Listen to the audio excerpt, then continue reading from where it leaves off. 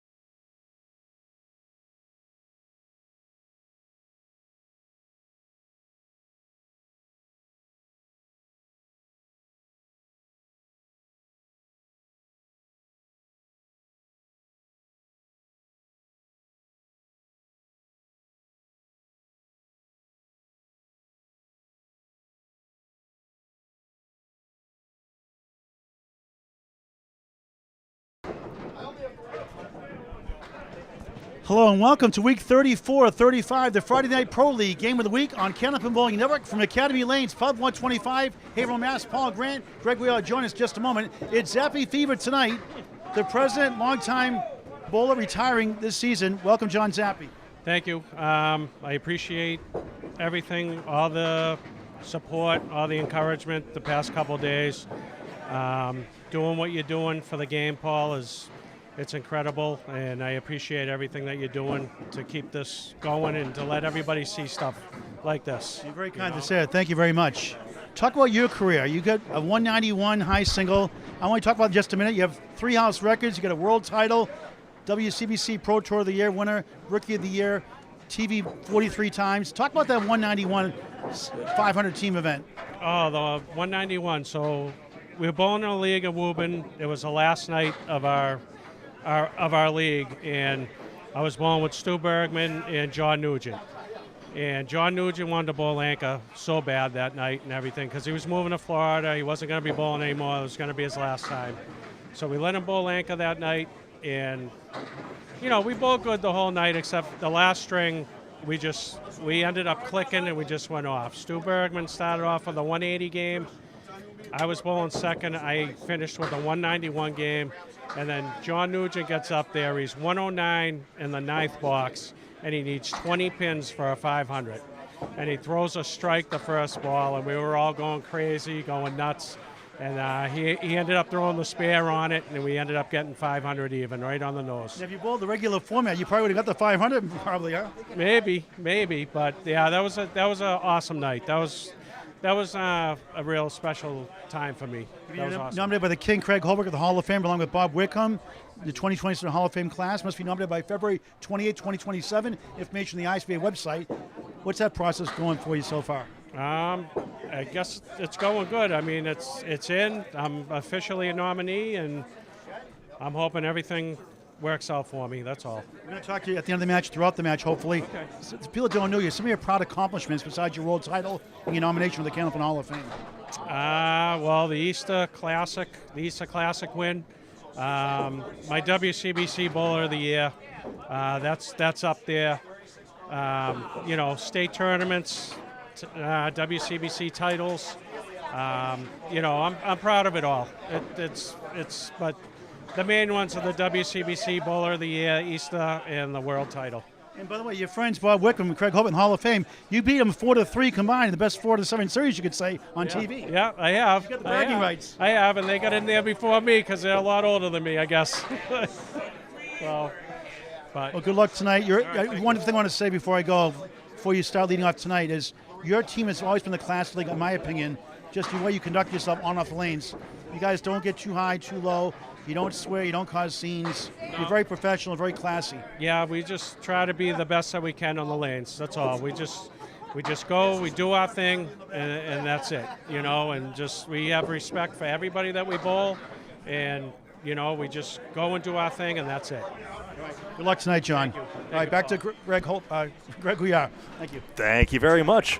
There is a Craig Holbrook out there, but my name's Greg Gouillart, and Paul Grant alongside, of course, as I put the camera back here.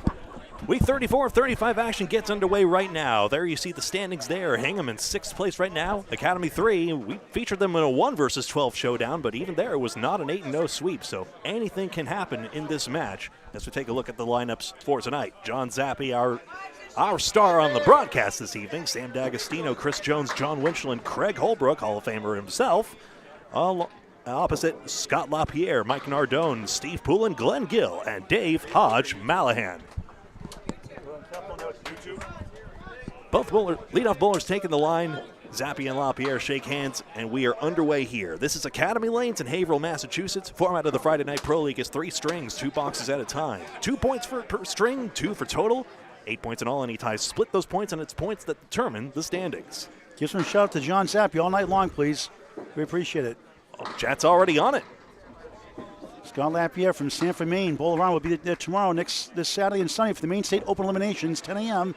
Saturday and Sunday, 10-string championship match, men and women Sunday, live on YouTube on Candlepins Bowling Network. Michelle Atherton on Facebook tomorrow. I'll be on YouTube, 10 o'clock, 12:30, 3 o'clock. Scheduled times, give or take. 10 a.m. Sunday morning, we'll join together. on YouTube on Candlepin Bowling Network. Subscribe free. Hit the bell icon for live notifications so you're in the know when we go live. Lapierre doinks it. Starts the first of three. Not the ACST. It's 3 strings, Paul. First of 3. 2 points, 1 a string, 1 for a tie, 2 for total. 1 and 1 if they tie the total. 8-1. When you cover all the bowling you do, Paul, it tends to run together. And what a nice 10 that was for Zappi. How about that one? How about an instant replay on that one if you can, Greg? Oh, yes, we will be doing gratuitous John Zappi replays. That's a tough 10. Early 2-pin lead for Hingham out of South Shore Country Club. Never been there, Greg. You were there once or twice. There's a nice little alcove behind the right-hand lane. I think even the internet has made some advances possibly, so actually I would like to be back there. It's a nice place. Tougher pin action, though. Zappi, Quincy, Massachusetts, 4-7-5, middle, 6 to the right. Wood in play. Lapierre grabs the object, the 3, Youch. 6 middle, 9 left, 10 right. Youch and Ouch, Yikes and Ouch combined. Put in the dictionary, Webster. Y-O-U-C-H, why not? Well, the pins forgot who he was. 4, 5, 6, 7, not an appetizing leave. Trying to go with the main course here. It's a good bid. He slides to the 5. It goes, but the other piece behind clobbered it to not get to the 6. Good effort again. Scott Lapierre, nice out on the object pin for a 9. 17 through 2, 2 blocks at a time, 5-man team. Yeah, tried to give the pins their just desserts. Knocked the 4-7 into the 5. Zappi doinks it. Roadblock 9, 19 through 2 on the first of 3, not 5. 2-pin lead. Welcome, Greg Gouillart. Thank you very much. And if you happen to be new to Candlepin Bowling, hi. It's roll 3 balls, play the wood where it falls. Strikes are rare, it's a game of spares. You've seen it for yourself now. Chuck Senior McCarthy, hello. Thank you. Watch Silent on the 3rd. Hello. Uliano. Justin Lapney is Western Mass watching. Caroline, hello. Rebecca, Graham, Michael Richmond, hello. Nardone, a generous spill on that one, 6-10. And Greg can maybe answer that question that Michael Richmond has there, possibly Dagostino. later on. Oh! Don't deny the spare. Just didn't take advantage of the break. Candlepin Bowling found only in Northeast North America, New England, and Eastern Canada. Why it didn't spread beyond that? Well, perhaps 10-pin hostilities once upon a time, even though now we're in the PBA video game, and perhaps just general preference. Maybe people like their bowling to be easier, perhaps. Well, the pins also are replaced every year in 10-pin, where Candlepins last, 15, 20 years. They got more revenue streams, too. That was part of it also. Candlepin started in 1880, 10-pin 15 years later, 1895. Did you know? The economics of the situation, in other words. Yep. Nowadays, availability of pin setters is the current obstacle because clearly you folks out there would love Candlepin to be closer to you if you're not in Candlepin country already. Nardone at 10, Dagostino a 9 to start their match. 3, 6, 7, Nardone. 2 perfect, spread eagle, plus the 8 behind the 2 for Sam Dagostino. His wife Tricia in the house. Where's Bella? Nice shot, Nardone. 3, 6, and 7. And he lucky to have 2 in a row, 20 in a ball through 2. Thanks, Greg. Sam is waiting for any of his balls to come back there. I think he wants to reset. He's hoping the machine collapses and does a redo. You would get the frame all over again. Good tactic. 3 into 4 usually. He got the object barely and somehow gets 3 the unconventional way. 2, 4, 7, 10 left up. Candlepin bowlers are very sportsmanlike folks, but grazed the button on purpose. I swear, it just went off on its own. Sam won 1 of 44. Trounces 2 for an 8. 17 through 2. 37-36. Academy through the 12 seed leads a 6 seed Hingham. Next week it's a position round. 1 versus 2 up to 11 versus 12. Be going solo probably next week. Greg not available. So either be at Central Park Lanes, Ryan's Millis Mass, or here possibly, preferably here if I could. Easy to get to. Academy Lanes Pub 125 with the scoreboard. Hate to miss week 35, but alas. It's okay. You're going to be there the day after. This is supposed to be the last. It's supposed to be off week. This is a makeup from the snowstorm back in what, March 13th or so. Right, April, exactly. whatever day that was, in April, whatever it was, March. That's exactly it.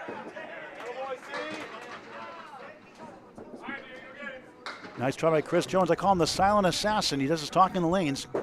Classy guy on off the lanes as well, like the whole team pretty much. Gill starts off with a spare. 1, 2, 4, and 10. It's actually a 10. He clipped the 10 pin in the first ball, so 10. Excuse me. And Jones gets a 9. I've done that many times myself. Don't feel bad. You lose your mind for a second. Piecemeal I call it double commentary. strike, 2 double strikes. The other day it was a single strike. Like, whoops.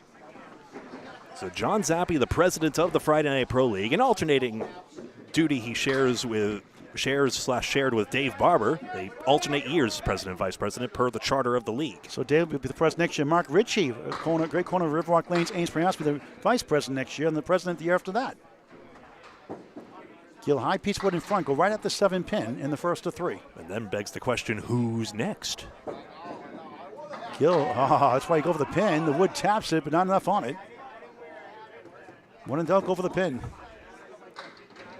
Chris Jones, a tough one here. Good bid. He almost got it. He has the 6-pin left up. Nice recovery. We're going to talk about John Zappi when he gets up the bowl next. Glen Gill. And that is a Paul Grant special. Missed the second, make the third. Not a good time for that. 10, but 20 through 2 in the first of 3. Chris Jones, a pair of 9s. And Academy 3 has an early lead, 57-55 on Candlepin Bowling Network on YouTube. Now over 6,000 subscribers, now over 2,800 videos and climbing every week. Semi-pro to pro action, free to subscribe on YouTube. Like and share the video, like and follow us on Facebook as well. Hit the bell icon for live notifications. High def YouTube only. Candlepin Bowling Network for all class of bowlers, all the time, everywhere, and we know everywhere. Steve Poulin, 1-3, 8-10. Here's veteran John Winchell at Excellent Shooter Sports for New Hampshire. Bombs away, baby, strike! He's not happy. It didn't go as quick as he wanted to. Didn't meet the threshold, he says. Yeah, it was quite borderline some bombs away, baby. It's slow motion bombs away, baby, if you want to call it that. Pulling the Bowl-O-Rama in Portsmouth, New Hampshire, an 8. Without a play to get removed. So that ties the string right now, 65-65. It's 65 Love Affair, like Paul Davis used to sing in 1981-82 on the Cool Night album, the highest charting song other than I Go Crazy, which is number 7 in 1978. I'm Casey Kasem. And that was number 12 song of the year. Greg's like, who are you talking about? It's a big hit. I just automatically assume I don't know it. 65 Love Affair. John Winchell with a 112 average this year in the Friday Night Pro League. Steve Poulin 116. A little bit of a delay here. Deadwood out there, of course. The playoffs are 1 week from tomorrow. At the time of this broadcast, May 16, 10 a.m. If there's a tie for first and second, not likely, or 8th or 9th, a tie for 8th, there'll be a one-string roll-off at 9 a.m. at Ryan's Millis.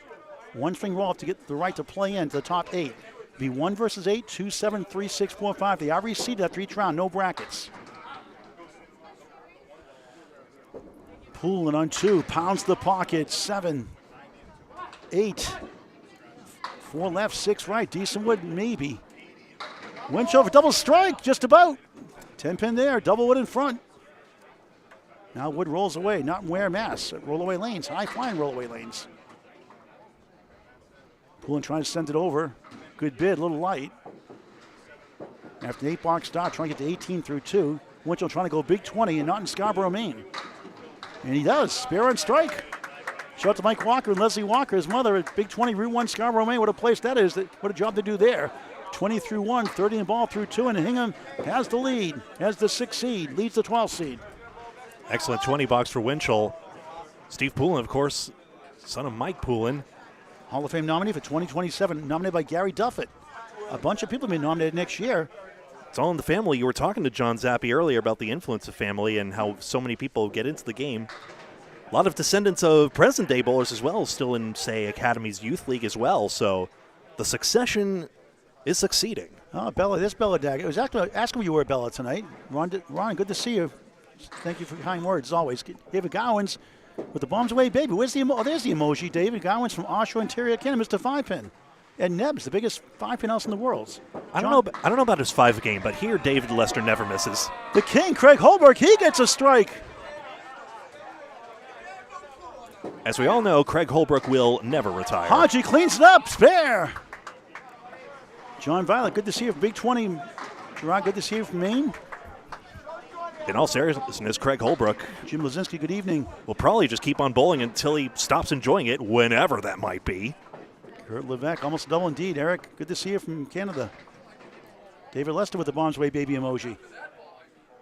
So Hingham with a Mark Flurry. Mark's in the past 3 right here, but Academy 3 sprinkled a few. They're still in this. It's bouncy ball, whole new meaning. He gets 8, make it 9. That's how to control that bouncy ball. He'll take the 19-1 start in the spare. The king on a strike. It's a good ball. It's a wobbling 7 left, 6 right, 7-6. Nico says the other way is dumb. I mean, that's all done with now for months. Thank goodness. Oh, living the edge. Hodge picks up back-to-back spares in the anchor spot today. Has not bowled anchor all year, I don't think. Holbrook spins it over. It goes. Wow, what a shot for a spare. Give the king a Nico highlight reel. 20-1, 30 in the ball through 2. Spare 9, spare 29 in the ball through 2 for Dave Hodge-Mallahan, top of the order. Time for an update from the soothing sounds of Greg Gouillart. Here it is. In that last series of boxes, marks were 4-2-3 for Hingham right now, so they enjoy an 11-pin advantage at the present moment. John Zappi not here at Academy Lanes Pub, 125 Haverhill, Mass. Come on by, say hi to John. Some have come down to see John in person. He really appreciates the love and the attention. His wife here, always here watching him, supporting him throughout the years. Won the World Candlepin Bowling Congress, WCBC, for years. Had a lot of success. 1-7, 8-9. 8-9, the 2 sleepers. Had 10-9 starts. Scott Lapierre, 8-9 start, just 4. Hingham up 11 after 2 completed boxes. But down, actually it's 2 marks apiece like Greg said. Zappi missed number 1, 1-7-9. Lapierre missed number 1. He's got the 4-7 also still there. Wayne Petty's now. If we talk to Wayne, we get a chance too. All the way from Michigan, one of our great fans here on Candlepin Bowling Network. After John Zappi bowls, we'll talk to him. Zappi head pin only for an 8. Went the wrong direction. 10-9-8, 10-9-8, 27-3 in the first of 3. Scott Lapierre 9, 26-3 on Candlepin Bowling Network. Position round next week. The day after, Ryan's Millis, 10 a.m., 9 a.m. for any tie-in playoffs. Greg and I will be there in separate broadcasts, joining together in the finals. Not sure we'll do all 4 quarterfinals this year. We'll see. Lack of streamers this year. 4th box, first string. Hall of Fame nominee, 2027 class, John Zappi, 1-2-8-9. Bolorama, Sanford, Maine, Scott Lapierre out of Bolorama in Portsmouth, New Hampshire also. 3 middle, 5 left, 6 right. Greg will call the second string. We'll talk to Wayne Petty for Michigan. Mike Morin's buddy in just a moment. As opposed to Bolorama, Portsmouth, Steve Poulin's house. That's right. Zappi, good bid, almost. 8-pin still there. No marks, pinning well. Lapierre trying to get his first mark, collects it. 36 in the ball through 4 in the first of 3. Wayne Petty, hello. Hello, Paul. Good to see you. Hey, you're wearing that WOW shirt, the original WOW shirt, black shirt, made by Frank DeLuca. WOW 1.0. Love it. Adds 10 points to your string every time. Hey, I told you. Now Zappi officially in 9, so 36 through 4. So talk about what you had to do this weekend. Outrun the Bear in Millis tomorrow. Try to make that every year. Their elimination tournament. That's a fantastic opportunity for a novice like me from 3 states away to be on the lanes with some of the best bowlers around, and it's going to be a lot of fun. A faithful viewer over the years on Candlepin Bowling Network as well, and many others. We appreciate the support. And there's a nice ball for a strike. It's gone. Stan Dagostino, bowling like Bella Dagostino and Trisha Dagostino. 27 plus 2 through 3 in the first of 3. Trisha's like, yeah, right. Maybe next year, Trisha, right? Trisha on the way back in the pros tour. Mike Nardone, they call him Narclone. Trying to slip that 2 over with the wood. He got it. What a shot that was. That's a WOW 10. 32 through 3. So Wayne Petty, talk about your bowling. There's not much to report, really. I try to knock down the pins, and sometimes I do, sometimes I don't. You participated in several roll-offs, right? Abington twice, I think Sanford Bolorama in Maine once. Yeah, a few of them for the Candlepins For Cancer. Yeah. And thanks for your $20 donation today, by the way, too. Thank you. Always a pleasure and an honor to be part of that great charity, Paul. Did you pay all your past due lemon drops, too, by the way? No, that's another story. I'll tell you another time. That's the reason I didn't get to the next round of the Outrun the Bear last October was two lemon drops on spare fills. Oh, that's $10. Oh, what a shot, the spare. Ball rolls to the 8. Just kept on going. Wayne, if you got the money for airfare, do you have the money for buybacks? Absolutely, yeah. 37 through 3, 47 the ball through 4 for Dags. For those who don't know, Outrun the Bear out of Millis, which Nardone bowls out of, it's an elimination tournament where if you don't miss the cut, you can buy back in for the first 3 rounds and once thereafter. So it could get real expensive if you're not making the cuts, but you don't have to outrun everyone else. You just have to outrun the slowest one. Paul Grand Special, Mike Nardone. Put a buck in, Mike. Missed the second, make the third. Not a good time for that 10, 47 through 4. You don't have to outrun the bear. You just have to outrun him. The silent assassin, Jones, sweeping 9. Plank in front of the 10. Here's Glen Gill. Off to the right. Steals a bunch. It's 9. Not a head pin. The head pin fell behind. 2 pin left up.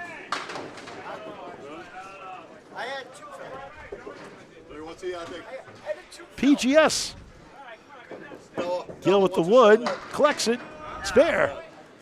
I think it's the second 9-drop Gill's stolen, unless I misread one of them. I believe it happened last box as well. Bellis, I mentioned Bellis. So every time I mention Belly, he puts $20. I'll mention 20 times. That'd be $400, Sam. Gill, 30 in the ball. Perfect start. 2 10s a spare. The silent assassin, Chris Jones, 10. 2 10s are after a 9-box start. You want to try some play-by-play, Wayne? Go for it. I'll leave that to the experts, Paul. I don't know about that. I think most people would rather hear. Just do the Nick Stevens, the Fitzy thing, and just chime in whenever. Well, some pins are staying on the deck there. Looks like 6 came down and 4 are standing. So you want to try it? No pressure. But he will keep asking until you say yes. I like to drop people out. Jones missed right. Almost had that. Gill with a good bid. Oh, there it goes. Great shot. What do you say about that? It's on your shirt. I'd say wow. You gotta get more excited about that. Spare 5. Spare 35 through 3, 45 in the ball through 4. Oh, two more boxes to call. How about that? 2 more boxes. Okay, sure. In fact, call the next 4 boxes. Call the set out, okay? It's off the wall there to take out that 5-pin. I resemble that comment. I'll tell you, it's interesting watching from Michigan or watching from elsewhere in the country, and then to be here live and see you, Paul, and Greg, and all your equipment and your setup, and to see the bowlers, it's just a completely different experience. Wow. Winchell on the head pin, as usual. But wow, the wires are messier than you thought. Winchell strikes pair 6. That's 5. He'll make it 35 through 2. I call the Dark Shadows shot, plus the 10. Remember that TV show, Dark Shadows? Vaguely, yep. Vaguely. That's not. It's still on Tubi TV and online. Oh, Winchell tried to take that from the left, yeah. Didn't fancy the wood. Oh, look at that one. Shot by Poulin. Beautiful, beautiful, beautiful, perfect hit. Give a Nico highlight reel for that one. You bet. 1, 7, 8, and 10. We'll get another look there. 20 ball through 3 in the first of 3. Winchell is just amazes me as a novice observer. His accuracy and his pinning are just incredible. Very clutch too. Oh, seems like no matter what happens on the first ball, he's always getting a 9 or 10. My experience in first, the U.S. Invitational in 2021. I am taking a look there. I think John did not count to 3 in that situation, though. Just saying. When he got a 4-horseman spare to clinch it in the quarterfinals for Maria Subs against Joey Lister before it was the freight train for the Mass team. All right, back to Wayne with the play-by-play for the next 3 boxes. Spread eagle for Poulin on the left. It's a challenge. I can't really see the scores all that well, so I'll just call whatever happens to be going. There's the interface. Winchell, tried to bypass that cap, just a little bit too full. All right. Looks like Poulin's going to try to clean this one up. Keeps the Spread Eagle incentive safe. $25 for any bowler who can make it on a spare, courtesy of the former Spread Eagle Productions Candlepin Bowling Network. Winchell had bad wood there. 9.53 through 4. Poulin takes a good 9 out of that Spread Eagle. That puts him 41 through 4. Wayne Petty has final 2 boxes. We'll leave him alone after that. Sporting his 1.0 shirt. Yeah, I don't think people really want to hear me, Paul. Sure they do. We love having we love everyone here. We're an equal opportunity employer, even though we don't pay anything. And your contract lasts longer than previously stipulated. You're at will. Very nice of you. Holbrook, just 4 on that. That's after a strike spare 4 combo, 34 through 2 in the first of 3. Week 34, 35. Position round next week, teams to be determined. Oh, Holbrook kicks the head pin off the wall. Just too bad about that. Hodge's got a good shot at this on the left. Couldn't get the head pin. All right. Good 9 for Holbrook. Holbrook a 113 average. Yep. 2 9. 43 through 3, Hodgie a 9, 46 through 3. One more box. Okay. Don't let I Mr. don't want to outwear my welcome here. I just sort of watching. No, it. you're a great guy. We love having you here. I was just going to say Mallahan 109 average, Holbrook 113 average nowadays in the Friday Night Pro League. Holbrook a little off again. Get Missouri Drops Meathead 4. watching. Kevin. Oh, nice break for Mallahan. Eric Thorstensen, thanks for watching. See if Holbrook can pick this up. It's always great to see Bella Tough here, shot. too. Possible here. He'll have to cut something into the 610. There it is. Perfect hit. Absolutely perfect hit. Wow, Craig Holbrook. That's what he does. And Hodge-Mallahan gets his too. Equalizing the Greg, mark. Thanks for having me. I'll bow out now. Really You did a appreciate great all job. the work that you do. Thank you. Great to see you, Wayne you're- Petty. Keep you're- watching. You're a lifeline for all of us throughout the country who don't live here, and it's an honor to be on your broadcast. Honor to Good see luck you. the rest of the way. Thank you, Wayne Petty from Michigan. Thank you. Thank you, Wayne. Mike Moran's favorite person watching. Very annoyed that replay machine malfunctioned there. I'm going to have to note that one, but 7 pins up for Hingham right now. Academy 3 with 5 marks in that last pair of boxes, just 3 for Hingham. Lapierre flirted with a strike, almost. 9 pin with a wiggle. And a great count on the spare. 45 through 4, John Zappi Nite, 10 pin only in Candlepin. Looking for his first mark in his final regular match before position round before the playoffs. Not taking the Joe Tavernese approach and is staying on as Tavernese is the treasurer. Lapierre spare. Yes, that Joe from Also TV. After 3 0-4s, 2 marks in a row, 5-5-5, 55 and a ball through 5 in the first. Zappi one of the 2. Zappi's high single 191, high triple 485, 2 high fives of 750, high 10 1441. As he gets out to pin for 9, 45 half. It's 1441. Will be this weekend for the Main State Open Eliminations on Candlepin Bowling Network on YouTube. Michelle Afton on Facebook. Saturday, tomorrow, 10 a.m., 12:30 and 3 p.m. Sunday finals, 10 stringers. Men and women, YouTube only, Candlepin Bowling Network. The 1441, a house record still there at Bolorama in Sanford, Maine. John Zappi, 1441. Al Johnson, the world record, 1525. Lapierre, back-to-back spare 9s. Coming to life of late after 26 through 3, 38 and 2. 64 through 5. Zappi sends it left at 6-pack. Check his ID. Average spare fill 6.5, so Lapierre well ahead of schedule. 2 marks basically pulling the weight of 3. John, down the average in the Friday Night Pro League in his regular league in Abington. Webster Timberlane's Lucy's Pizza, home of the must-have delicious chocolate chip cookie pizza, averaging 110 there. Lapierre 3 in a row.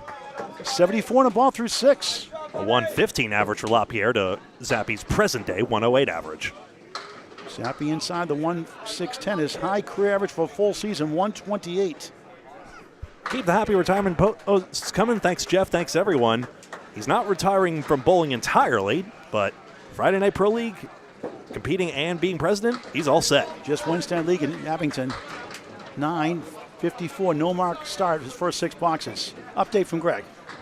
That's the update right there. 258 to 245 is official right now. 13 pins plus an extra hit for Academy 3, so the so-called last place team currently in front at the moment. Remember to keep an eye on the yellow numbers to the right of the scoreboard. That contextualizes the lead. Mike Nardone, side saddle triangle, 1-3, the king, the 5, behind the 1, not Craig Holbrook. Sam Dagostino on a spare after a strike, 9. Single pin with wood around, 56 through 4. What a start, Nardone, spare. Spare 2 in the second, spare in the 5th, 52 plus.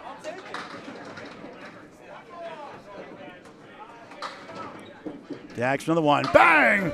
3 marks in a row. 66 half plus 1. Who is this guy? Any of the guys would love to top out with an average of the 120s. Shout out to Bob Wickham, out for the year again. Hope he'll be back next year. He's a competitor. With foot injuries the last couple of years, surgeries. Hope you're doing okay, Bob. Hope you're watching. You're a great guy and another ambassador of the game with a great attitude. Fierce the lanes, a gentleman on and off the lanes, like the rest of the team. Sam Dagostino, a 113 average. Mike Nardone, a 112 average this year in the Friday Night Pro League. 3-pin lead right now for Academy 3 in the red shirts. The green shirts only on a field goal. The mark situation, it's 3-2 for Academy 3, the slight edge. But Dag's trying to get his 4th mark in a row for his 2nd strike. It's a good ball. He gets 7. 5 is the middle pin. That's the king. Left is the 8. 1 sleeper. The second sleeper. The right side is the 9. 5, 8, 9. 45% chance to convert without wood. Stats by Candlepins Bowling Network. Now doing the diamond. Goes! 9 slides down. After a spare 6, 58 half. 68 in the ball through 6. Dags collects another one. 4 in a row. 83 in the ball through 6. Take another look at that diamond there. Off the wall, pushing into the wood. Simplify the shot only somewhat. We got a special treat here. Sam Dagostino on John Zappi night. See, you put a $20 donation for Candlepins For Cancer, you get 4 marks in a row. Let that be a lesson for you. I know. We'll take another 20. What does 50 get me? Can I get 50? Can I bowl like 360? Sure. Yeah. Sure. Not bad. Talk about John Zappi. Your thoughts on John Zappi? John Zappi. I've known John Zappi for 30 years. John Zappi, class guy, great bowler, consistent. He was automatic for a long, long, long time. There'll be no doubt he'll get in for sure. Gill, was that a lemon drop in Glen's Fair? I didn't see it. It's a 1 fill. Was that a lemon drop? Corner pin. Darn. Doesn't matter. Should cost him $5 anyways. Is there on a fill? 40. Yep. Maybe $10. It should be 1 anyway. If it's fill 1 anyway, it shouldn't just be lemon drop. I think so. I like that proposal, Sam. I'll go with that one. I like it. 46 through 4, and then a 10, 56 half. Jones had a 10 in the fourth. Score correction. They have it down as a spare on the board. They'll fix that. It's not a spare, right? No. In the fourth, it was correct. Scores are correct now. Oh, now it's a spare now on the 5th. Oh, there it is. Okay, I see now. There's a 9 drop there. You want to try some? You want to try some play-by-play? No, I'm no good at that. I don't even. Hey, is Bella going to be better than Trish next year? She's only a point behind the average than Trish. I think she might be better now. She better now. Oh. You don't care about numbering the pin stand. Oh, that's an shot. Great shot by Glen Gill. Go ahead, Greg.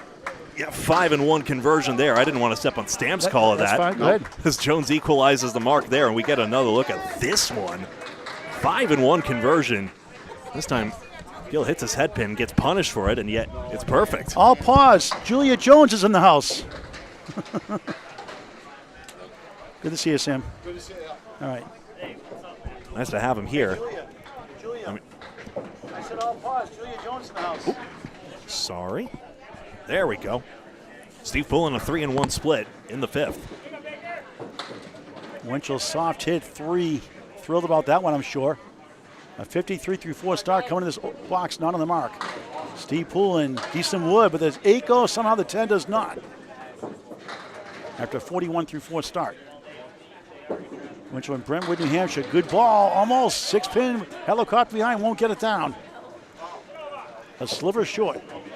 Poulin topples a 10 for a 10. 51 through 5 on Candlepins Bowling Network. Not often those spinning pins take it, unlike duck pins where they could be spinning for a while. There's a glaring exception to that, and that's Jim Nestor on King of the Palace once, where a pin piece of wood was timed by the producer to spin it for over 20 seconds and then eventually took it out to Anthony Caron's bemusement. And the scoreboard just went in practice mode. It was funny. 14 minutes of practice time in the middle of the match. That's funny. Yeah. No. That disqualifies the string. There's an ICBA rule for that. Please. That is a genuine rule. If you do practice while you're in the middle of a game, your string is forfeit. Whatever that means, that's at least a 0 for the string for you, if not your team. But just don't do it. No, and there's a scoreboard said not lane practice, though, not the rules. With my shoddy bowling, though, I've definitely been tempted to. The lowest bowler now wouldn't mind that. There's Poulin rocking and rolling 9. Wood behind the king, out of bounds. Winchell on lane 1 on the 2-8. Greg will call the entire second string. John Zappi night here at Academy Lanes Pub, 125 Haverhill, Mass. Week 34-35, the Pro League, Friday Night Pro League Game of the Week on Candlepins Bowling Network. Hit the subscribe button, it's free. Like and share the video, like and follow us on Facebook. Bell icon for live notifications. Click the buttons, do the things. Thank you very much. Poulin spares. 61 the ball through 6. Winchell, a tough one here. Look at this one. 1-5 middle, 10 right, 4-7 left. Good luck with this one. Agonizing. You missed the head pin only just on either side, and now you've got a nightmare out. I think Wayne Petty can make this shot. What do you think, Wayne? I don't think if you can hear me.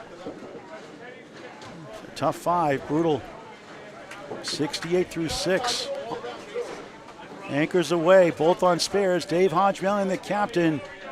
56 through 4 plus. The king, Craig Holbrook, 53 in the ball. Both these guys are stars at TV. Both of them stars at strikes credits for certain. Both had marks to start their first 2 boxes. Took a vacation in the 3rd box. Back in the mark department here in the in the 4th box, first string. Greg. You know what's interesting? The Academy 2 and Shooters pub match next door, their monitors also flipped to practice. Did someone just sit on a switch? Soft hit. Hodge, I'm happy that 3 fill. The house is 44 lanes wide. You got to really yell out. 59 through 4 in the first of 3. Position round next week. You determine the teams. Holbrook goes left to 6. 59 through 4. Ty and Hodges 59 through 4. Tad, Josh, the DeBurrows who own the place. Hodgie, the Augusta Main Special, 1-7-10 sports on a leave. Waiting for a bowling, so a lousy leave. Holbrook for a spare. Connects. Back to back for the second time. 69 the ball through 6. He still has it, despite a tough year by his standards. Hodgie, head pin only, 8, make it 9, 10 finally goes. 68 through 6, time for an update from Greg Gouillart. Well, of course it fell. It was hit. Four Horsemen, of course, simplified a little bit. You were hit, stupid. Actually, the wood wasn't really in the middle of it, honestly, so really Holbrook had to run it clean. Jeff Reese from Canada watching, hello. On John Zappi night. Captain Happy, hello. Scott Hodgson from Raleigh, North Carolina watching. Dr. Virtual tie in the match right now. Dr. S5, whatever. Good evening. Actually, still in the ball to go. Greg, with the update after this box, I got ahead of myself. My mouth's in the future, my brain's in the past. What else is new? Hodgie staring at the 7 for yet another mark. Holbrook has a chance also with the 4 horses. Opposite Horseman. He got the wood to go. Spare. Home Depot. 78 in the ball through 6. Woody Wood player. Holbrook wraps around the 2-4-7. Nice read is their actual jeer. It's a tight one here in Academy Lanes, Pub 125, Haverhill, Mass. Holbrook at 9, 86 through 6. Like I said a moment ago, now time for an update from Greg Gouillart. Yep, so 9 box. I show it as 84 here. Either way, with that mark from Hodgie, that is definitely put this match into Academy 3's favor because you see they're 10 down on the scoreboard right now. Yeah, that's correct. 357 to 347. 5 marks to 2 for Academy 3. So even though they look 10 down on the scoreboard, they actually have the advantage. Here's John Zappi, 54, looking for a mark. Here's the king, Craig Holbrook, with us here. Craig, talk about his great career. The king! Well, God, church. I've known him for like 30 years, so, yeah, I mean. Scott in the spare, it's going to be 7.5. 81 through 6, back to Craig Holbrook, the king. No, but checking all the boxes and some of the things like winning Easter Classic and Pro Bowl of the Year on the Pro Tour and high averages runner-up in one some year leagues. Too. Runner-up one year too in the Pro Tour. Yeah, so that's 3 house records. it's hard to do. Yes. How is he as a leader? I assume he's got this quiet tenacity is how I perceive him, but how is it when you're down there with him? Oh, no, absolute leader on and off the lanes because, he's constantly, like, telling me where we have to be and where we're bowling because sometimes I don't always pay attention. But you ever gone to the wrong house before? No, I haven't done that. Winchell did that, though. I haven't done that. No. A lot of bowls have done that. Bob Lee's done that. Sorry to at you. I went the wrong way to Sanford, Maine to a roll-up one time. I was going towards, for some reason, towards Lakeside for some reason. Huh? Half asleep, I guess. He also, he arranges, him and his wife, Leanne, arrange all the things that we do for the travel events and, hotel rooms. So, yeah, he... Bombs away, baby! Strike! Zappi on the board! I think he's going to get rolling because he said he didn't warm up enough, and he just didn't feel like himself yet. So maybe here he comes now. The pregame interview didn't help, I guess. Our bad. Whoops. He said he was okay with it, though. I thought he warmed up beforehand, he said. Oh, yeah, no. He'll be fine. Scott odds a pin for a tough one there. Zappi up to 73 plus 2 in the 8th box, first of 3. And your team always in the running the playoffs every year. You've won 3 playoff championship titles, won 1 league title here Friday nights. What a dynasty your team has been. I can talk to John. Your team is the class of the Friday Night Pro League. We need more teams, more bowlers like you out there with their professionalism and attitude. And the funny thing is, the way this team got started, 2 or 3 bowlers, Mike Kuchar and John, wanted to put a team together. So I wasn't on a team because I was bowling for Central Park and they were going through the big dig. and it was taking me like 3.5, 4 hours to get to Central Park from my house. So I said, I can't do it, guys. I just can't do it. Infamous construction project from yesteryear. Yeah, so I quit the Friday Night League for like 2 years. So they asked me to come back, and I said, oh, sure. So we've been almost the same team since, with different parts now. Bobby Whitcomb was always with us. Both on spare fills here. Sam 7, Nardone 6. Talking to Hall of Famer, the King, Craig Holbrook. And, of course, he used to bowl out of Union Street in Holbrook, Massachusetts, that old chestnut. Not named after you. Putting the Holbrook name on the back of the Holbrook Lane shirt was always pretty funny. I like your license plate number 2. Oh, look at that shot. Turner on spare. Dag's unconscious, 5 in a row. He hit it correctly. And a spare for Nardone. Gets a giggle out of that one. He goes back-to-back. 84 and a ball through 7. Nardone hit it creatively. Sam cracks triple digits. So quickly on my Candlepin plate, I was trying to find a license plate for my wife. She's a registered nurse, so I was trying to get like a Rose RN plate, and I failed miserably. So I just typed in, CNDLPN, and it was available. So I went to the registry the next day. Dagostino pushes left, 7, 8. Unconscious, 108 through 7 for Hingham, the 6th seed. And a 5 fill for Nardone. Nardone up to 89 through 7. So how long ago was this when you got the plate, Craig?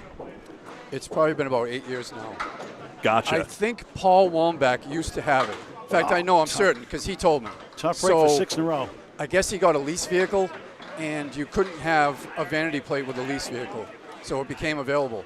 No, I had no clue. I was just kind of fooling around. Dags a 10, 118 through 8. Nardone a 7, 96 through 8 on Candlepin Bowling Network. I thought about getting a license plate C4C for Candlepins For Cancer. C4C, wow. You could do it, yeah, because you're available with 6 either numbers or letters and a space if you need it. But Kaforqual, what's that? It's the worst game of bumper stumpers ever. I know John's not having his best years the last few years, injuries and just not bowling as much as he had in the past. His average is down the last few years. And but the chemistry is so solid. How key is chemistry on your team from your perspective? I know it's obviously a big deal. Well, it's part of the fun also. I mean, the competitive spirit and that, but it's all part of the fun too. You don't want to be miserable coming to a high octane league like this. So we do have a lot of fun. They're all good guys. And Sammy's more laughs than not when he's bowling with us. So it's what went awesome. into the decision to acquire him? Boy, that's a good one. I wasn't really involved in that, so I don't really know. Yeah, fair. What's it say about you? Yeah, I know, really. Yeah. Both on spare fills. Well, your team, like I said, you're so classy. The way you conduct yourself is we need more teams and more bowlers like you guys. I just feel like the etiquette could be a lot better, in my view. And for people that watch, say the same thing. It's been lost a lot. I think overall it's okay though. I mean, most of the bowlers we bowl against, while we're in this, they seem fine. I have fun amongst them all, so it's always good. If anything, oftentimes the trash talk was worse back in the day in certain contexts. It absolutely was worse, yes. Bowlers would purposely try to intimidate you and things like that. Yeah. Like the Canadian teams in the Worlds? Yeah, and there was like different South Shore bowlers and North Shore bowlers, and it was like little factions. And, of course, the name Half Worcester literally comes from a bowler jeer that stuck. Yeah. Hey, Garrett, a quick update.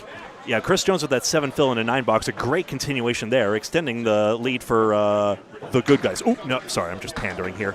That's a tough reporter question. There's a lot. There's talk of your team maybe splitting up a little bit with John's up retired. What's the plans, if you can talk about it, for next season? Or is it? I don't know the absolute plan, but there is going to be a team probably from Hingham, and I'm not 100% sure that I'm going to be on it, but I think I am. So we'll see how it goes. Was talking about Webster Timberlanes possibly too? No, they won't do it because they have too much going on. They have karaoke and they do the rock and bowl and all that on Friday night. So, yeah. Oh, look at this try. He hit the pin. But I think Matty Nichols and Chris Jones and myself make 3 of us. We just have to go from there. We'll put something together. But I think I have to take the headsets off because I have to throw a ball down the middle, hopefully. I haven't hit the head pin in 4 boxes. Oh, it's a pleasure talking to the King, Craig Holbrook. No, great. Thank you. Good luck in the playoffs, too, again, as always. It's so much fun. It's so much fun being with you guys, too. Likewise. Come back anytime. All right, great. Never Thank a you. charge, always free. All right, thanks, guys. Thank you. Craig. Thank you, Craig. Appreciate it. 210-8. Great bid by Winchell. You saw on that replay. John Zappi not here. Week 34-35 on your home for all things Candlepin Bowling. Candlepin Bowling Network on YouTube. Poulin on the spare. The fill is 7. 3-6-4 left. Candlepin Bowling Network, we're everywhere. Someone in chat mentioned it earlier. Please do hit the like button if you're logged into the platform That's of Captain choice. Happy all the time. Always plugging us. I love it. Hit the bell icon also for live notifications. They know what to do. You should too. Rhymes. Oh, wow. What a shot for Poulin. A dandy spare. 97 of the ball through 8. That's 3 in a row make it. Even better. Excuse me, I missed a spare somehow. Winchell, nice 10. 8's around. 8-8-8. 88 through 8 in the first. Anchor Bowl is finishing boxes 7 and 8. Greg will call the second string in its entirety. Dave Hodge-Mallahan, 78 in the ball through 6. The King, Craig Holbrook, we just spoke to a moment ago, 84 through 6. It's a good one. 457 for Hingham. John Zappi's team on John Zappi night. A 3-pin lead. Great to see you all. Bunch of folks. Mark Milligan, Davey Somerton. Oh, good to see David from Canada. Eric Thorstensen, always a pleasure. Will Gaunt says, looking forward to watching more Maine action this weekend. Maine Opens tournament. And it's good to see some, not the highest class bowlers bowling, but it's good for the other bowlers to get a chance too. So show them some love. Wood in front for Holbrook, trying to bang it out. He does. 9 goes last. 97 the ball in the 7th. Haji 9 fill for another one. Yes. He's got 87 through 6. 97 the ball through 7. Who is this guy? right. Holbrook's on 94. There you go. Yep. Hodge has a lot of personal, lost his business, had a lot of personal issues in his life, family issues. He's been through a lot this year. He's looking forward to next season. He's bowling well the last few weeks.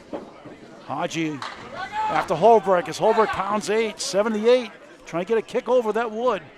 102 through 7. Haji on the bonus. Jess goes left. Here comes the wood back for the 6. 1, wobbling 2, 10. Wood behind to help for another one. Looking for 3 in a row. 104 through 7 late in the first. Holbrook to add more. Oh, tough one. It's a fierce competitor on the lane. Like Bob Whitcomb. Not sure if he was annoyed with where he put it or if he feels unlucky on this one. We'll see. Haji, a Paul Grant shot. Just a bit outside. Holbrook nails it for a 10 box. 112 through 8. Update from Greg after this ball from Haji, the captain. It's a 9, 113. All right, so as I bring up this replay here, trying to figure out where Holbrook played it, maybe he wanted to go higher on that wood to twirl it, perhaps. That might have been possibly the play there. 489 to 485. It is a close one here, as Academy 3 got 3 marks in the last 4 marks in that last pair of boxes to Hingham's 3, but John Zappi on a strike now. His first mark at a good time, a tight one.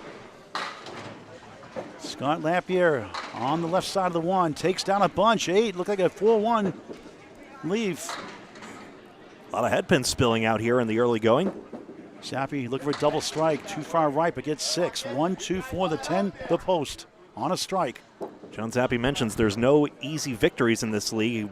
Winning the league like he did once was a hard feat. Scott's 4th spare the first. 109 in the ball in the 9th. And again, the fact that the so-called 12th place team is putting up this much of a fight is testament to that.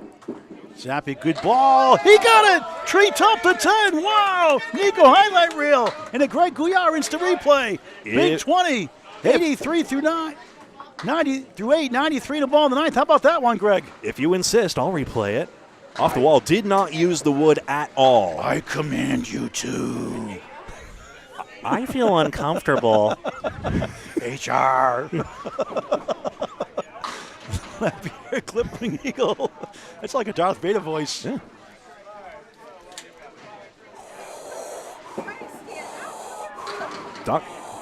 Dr. Grant and Mr. Hyde. I'm a Dark Shadows fan. What do you expect? Parallel time. Zappi 5.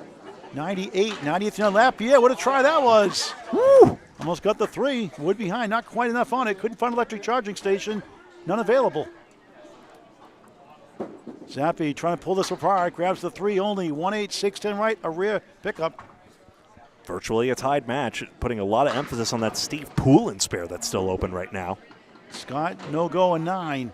First string finish, Jackson 5, 1, 2, 3. Michael Jackson, before it's a solo single, Greg, if you know the Jackson 5. Of course. 123 first, Zappi 7, ends up with a bogus string by his standards, 105 after a 98 through 9. 98's a better number, my friend George in Salem. Mark Milliken, why does Paul sound like my CPAP machine? Breathe, Mark, breathe. Milliken's Rideshare and Labor, LLC. It's from the seacoast of New Hampshire, Maine. Mark's a funny guy. If Uber and Lyft prices are taking your breath away, call Milliken's. 5-17, 5-13 to tie one all the way through. Dagostino's team and left up by 4. Not unmarked either one. Crossing over, lightly hit, gets 8 out of it. Nardone, what a shot, almost. You were hit. Stupid. You used to say stupid all the time. Now you just say you were hit. If you say so. I'm not calling you stupid. It's in the pin stupid. I'm aware. 7-10 for Dagostino. What's going to hit that 10 in this situation? That's the tricky one. West Coast to East Coast flight. Or Milliken's Rideshare. Oh, close. He got it. Whoa. Coast to coast. Milliken's Rideshare and Labor LLC spare. Give the trucker some love. Nardone a 10.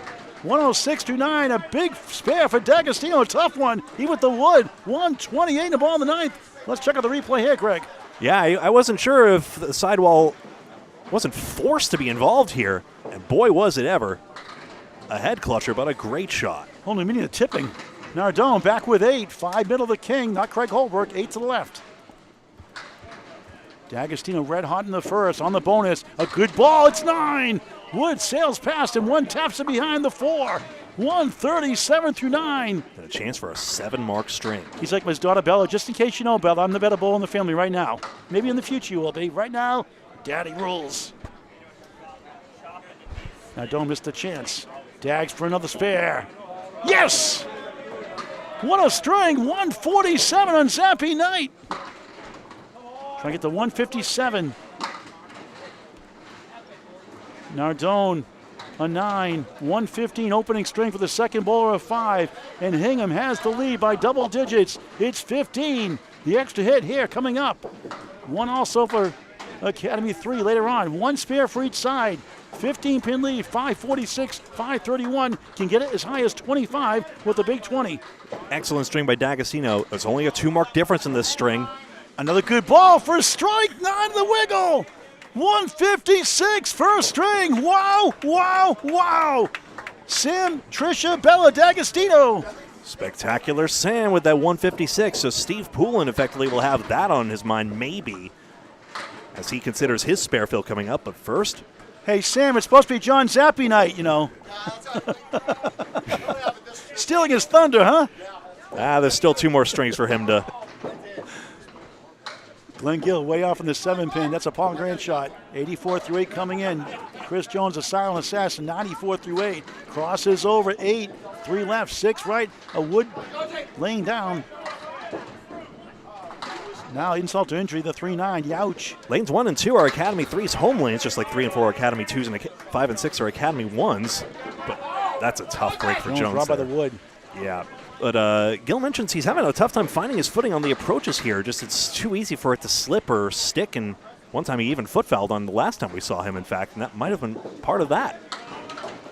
Jones a 10, 104 through 9. Gill struggling 7, 91 through 9. He had 4 perfect boxes to start. Actually, 5 perfect boxes to start. 2 10s, a spare 5, a spare 1. On 11 dropped down, a 10.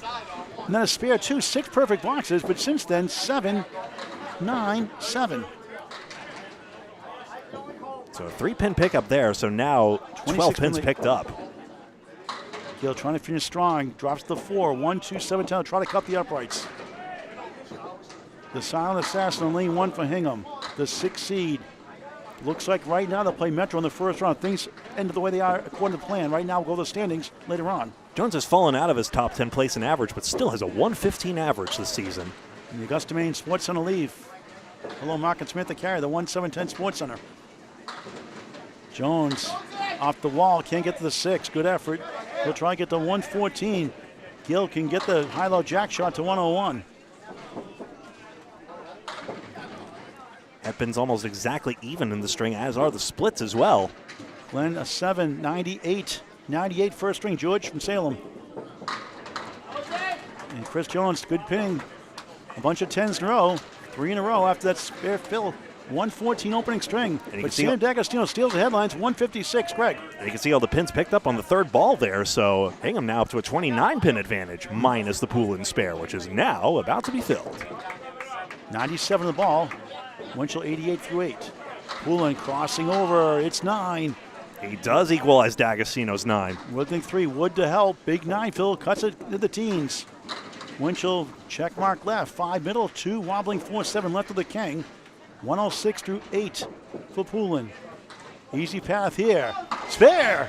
116 the ball. Now they can cut it closer possibly if Winchell does not mark. On the check mark. It goes! Ooh. Not an easy shot to make. 98's a wild tonight, George from Salem. 98 the ball in the ninth. 98 plus.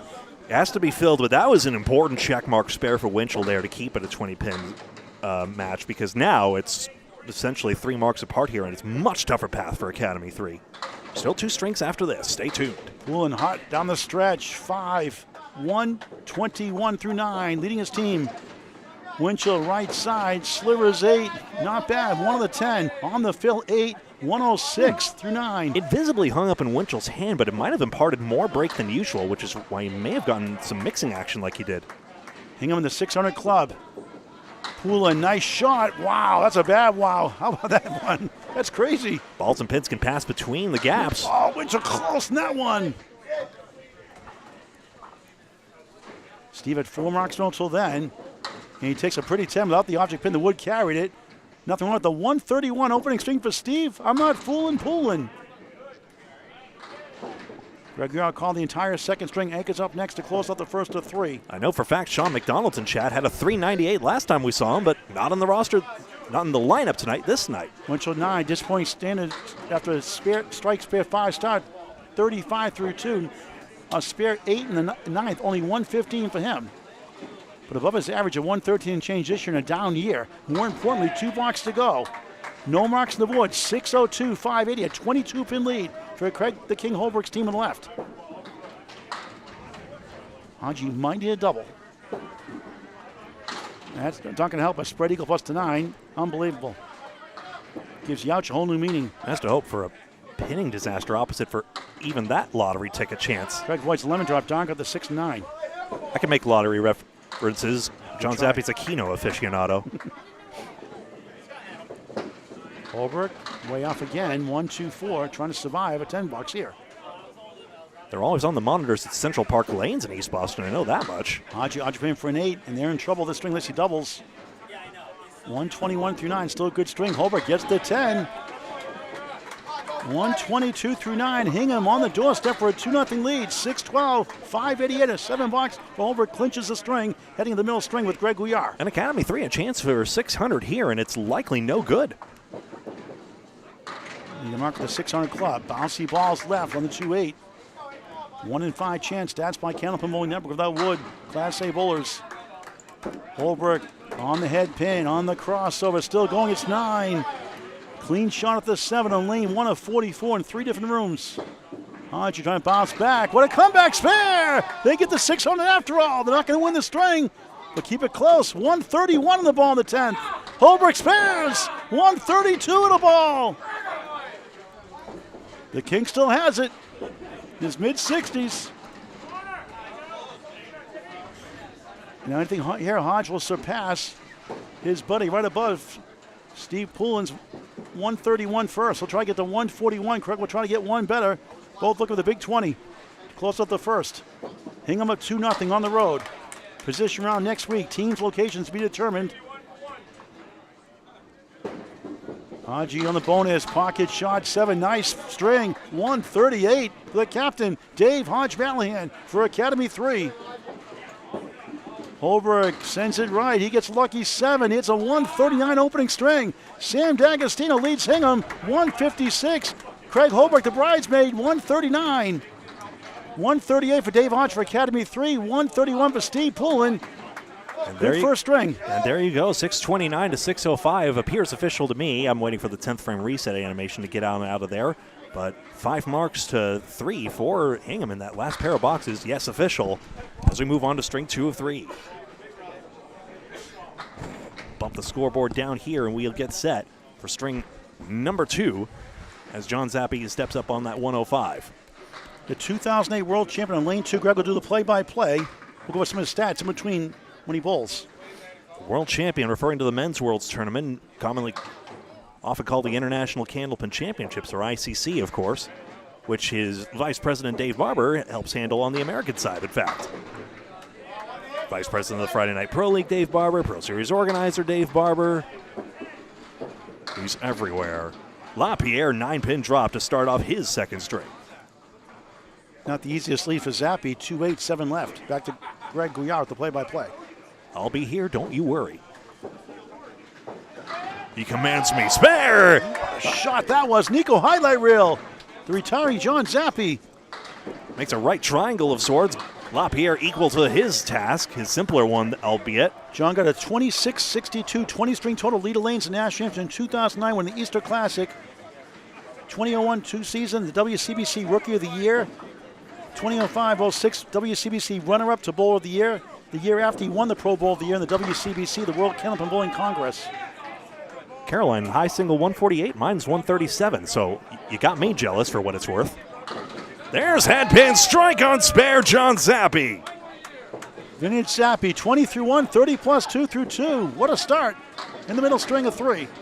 And a 4 horseman for Scott Lapierre. Chance to run this down. We've seen it go quite a few times already. 16-1 for Lapierre. Not related to Jerry or Jeff. Jerry's the father, Jeff the son of Jerry Lapierre. Scott not related. His son Ben Lapierre is related to him, obviously. He'd better be. He's doing really well at 14. 2 pins there. Ben actually bowled with Scott on a mixed doubles Pro Series event. Needless to say, they were not eligible. But you still bowl for the Pro Series points, though. That's the point. Plus, it was a lot of fun to cover them. It was at 1-7-10 that year. Scott 10, 26-2 in the second of 3. John Zappi finished in the top 10 in 78 years in the WCBC Tour. 1 Pro Series title after WCBC ended. 6-time WCBC Pro Tour wins. Tied for 6 all-time with wins in the WCBC Tour. 43 television appearances. 28-11 on Comcast. Also won 3 championship matches in 2007, 08, 9. Right. Was the only champion. Was on the championship show in the last show as well. Spilling out pins there. That 2's going 2. Where's it going for Dagostino? Not into the 4. Hit a 156 first, lead all bowlers. Nardone just 3 pins to start out. WCBC Pro Tour folded in about 2007, and the Pro Series basically picked up the slack. There's the spare for Dagostino. I'm thinking about Dan Murphy as a common element here. Host of that Comcast show, $30,000 Candlepin Challenge. And then also threw out the first ball when the Pro Series began. It wasn't a terribly good one, but that's not the point.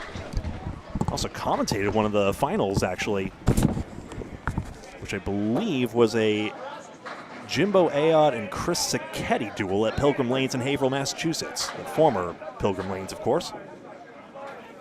Not far from wouldn't have been far from here at Academy Lanes in Haverhill. Dagostino headpin split 6. On the fill, though.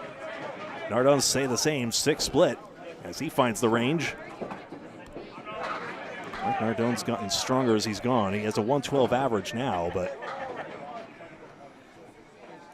if you ask me, he's on the uptick. Dagostino just missed it. Nardone will look to put a con in it. With his deft touch, it's possible. Comes at it from the left side. It's tougher that way. And he'll leave the 3-7. Mirror image leaves here on the 3rd ball.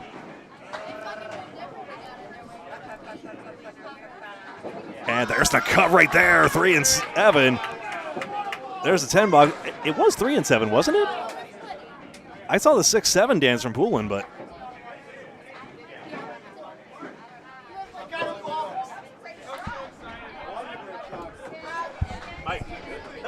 5-7, not the 6-7, right? No. Remember the very first week you covered us? Oh, yeah? And I made 6, 7, 8. Ah, there you go. 3. That's right, yeah. Nardone's explanation, yeah, it was the 3-7 that time, but remember when I made the 6-7-8 clean the last time you covered me? Oh, it was, okay.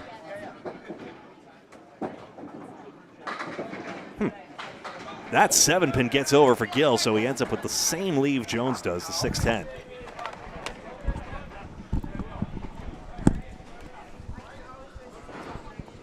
Update here, Greg, when you have a chance after this box. Of course. Glen Gill with a 107 average, Jones 115 average. Just wide on the 2-pinner here with the wood. Does it diverge? No, Gill's got it. I was worried it was going to pull a Paul Berger-esque wood diversion there and go either side, but not the way he played it. A 9-box for Jones, and here's Paul with the latest. Critical matchup over to our right on lanes 3 and 4. Shooters Pub out of X-Lane Shooters Sports by New Hampshire. Rob Vaccaro, the great owner's house. Their team on the road against the 15 Academy 2. 1 point separates from coming in. Shooters Pub, the 4th seed. Academy 2, 1 point behind the 5th seed. Shooters Pub, the 4th seed, wins the first. 577 to just 538 for Academy 2. Low scoring. Scott Douglas twisted back after being out injured for a while. A 152 in the leadoff spot for Shooters Pub. A 115 was the high for Joe Smith for Academy 2. A 39-pin lead for Shooters Pub. 3-point lead in the standings. 1 string into 3. Just a 5-fill. Gill on his head pin on the spare and did not get much.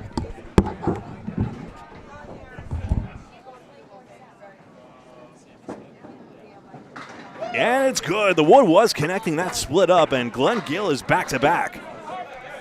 Academy 3, another hot start here. Trying to make some inroads here. Jones just scoots by his object pin, and now he's the one giving up 3 pins to his counterpart here, as it's a 1-pin match, 1-pin string, excuse me. There's the standings there. It's a big match. I was going to talk about in just a minute here, too, because tonight you got Riverwalk at Millis. Riverwalk in their playoff lives at 103 points. Millis 111 coming in, so Riverwalk's got to do some damage. Millis, the matching for Millis coming tonight is 9, combination 9 wins, other teams' losses below them. Next week is position week, week 35. 1 hosts 2, 3 hosts 4, and so on. 11 hosts 12. If it stays the way it is, it'll be Central 1 at Millis next week. I'll be going solo next Friday night, if that's the case. Poulin's got a 4-pinner here. I like it better. Winchell could get this with a cut shot here. He's full on the object. Nice try. It could be Shooters in Academy. No, it couldn't be Shooters Academy in a 4-5 matchup. That wouldn't be the case. It'd be Hingham. 3-4 or 5-6. It could be Hingham at Academy 2 next week if we had to for positioning, but that wouldn't affect Hingham so much. First place, the important one to see who wins the regular season title. A major in its own right. And unless I get help with Alex Patton, Metro Bowl, Central 1 and Metro could be a position for an 8th seed. Central 1 trying to hang on the final playoff spot coming to tonight. There's the standings. Top 8 make the playoffs. So right now, as of right now, it'd be Central 1 and Metro possibly, or Riverwalk, rather Millis and Central 1 at Millis next week. We don't know yet. We'll let you know during the week. Exactly. Points you see on your screen, not reflective of the points earned already, such as the 2 for Hingham just now. Academy 1's at X. That's a crucial match for Academy 1. That's a tough match of the team that's fighting for a playoff spot. Central 3 at Lafayette. Central 1's at Metro tonight. Riverwalk at Millis. Poulin probably wanted the 2-pin to fall. The wood would be less obstructed that way. We'll see, though. Oh, it's got that from John Aloha Alosa. Millis 644 at home against Riverwalk 576. Frank DeLuca 157. Monstrous first.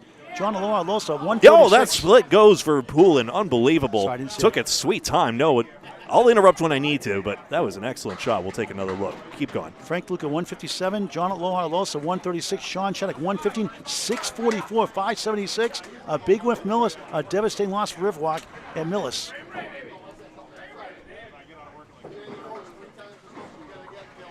Over to Holbrook and Mallahan, the anchors. So standings here, 16 points remaining as you see.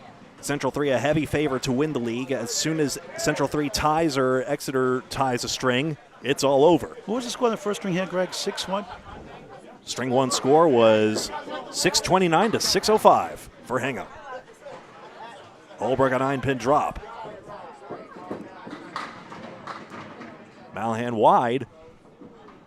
chance here for Hingham to claw back the mark. Yes! Holbrook gets it there. Again, matching the one Poulin just put up. Into the head pin, Mallahan. Dancing pins, but 7-8. Leanne Zappi, John's wife, also in the house tonight.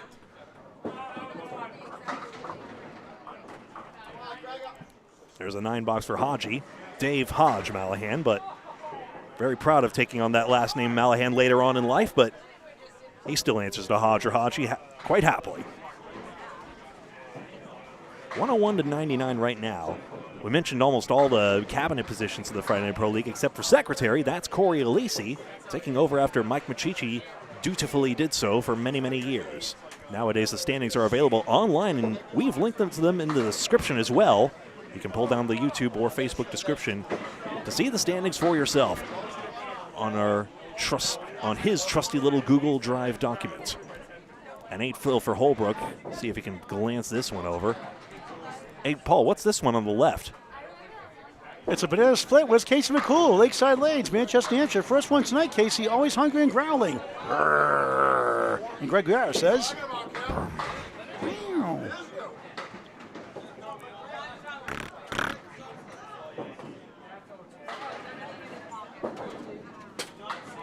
Maybe trying to cut one more time. No, Holbrook's just playing a safe shot there and gets on the object pin for a 9. Mallahan a little luckless with the wood there. Ends up with 8 and concedes 1 pin. So at the top, we see here it's 118 to 107. 11 pins up for Hingham at the moment. 1, 2, 3, 4 marks for them. 2 to the 4 of Academy 3. So, albeit Academy 3 has that extra mark, so 11 pins is a little bit less than. But 35 the match lead for Hingham. Zappi's strike on spare is part of the equation here. Obviously, Craig Holbrook had that 8-fill. But Academy 3 still to speak on a couple of them. Lapierre, only in Millis, gets the 1-2. Thank you, Gary Downs Sr., for the kind words. And Eric Thorsten won $450 on a jackpot strike on the CNA Comcast show before. Good for you. Zappi sabers the champagne bottle there. 4 horsemen, 4, 7, and 8. You are correct, Milliken's Ride True Label LLC. Wallingford Life Skittles would call that the contraflow lane, I guess, if at least trying to map their 9-pin game to this one. Good sticks there. It's an 8-fill. John Zappi, 38 through 2. Now you got Dave Gowans, Osher Ontario Canna growling on the stream now, Casey McCool. Thanks a lot. It's contagious, isn't it? Yeah. Well, every time I say banana split, I call it the double pinochle banana split. Sounds better, tastes better. Casey McCool, my live stream, always say, I'm hungry. I'm hungry, so.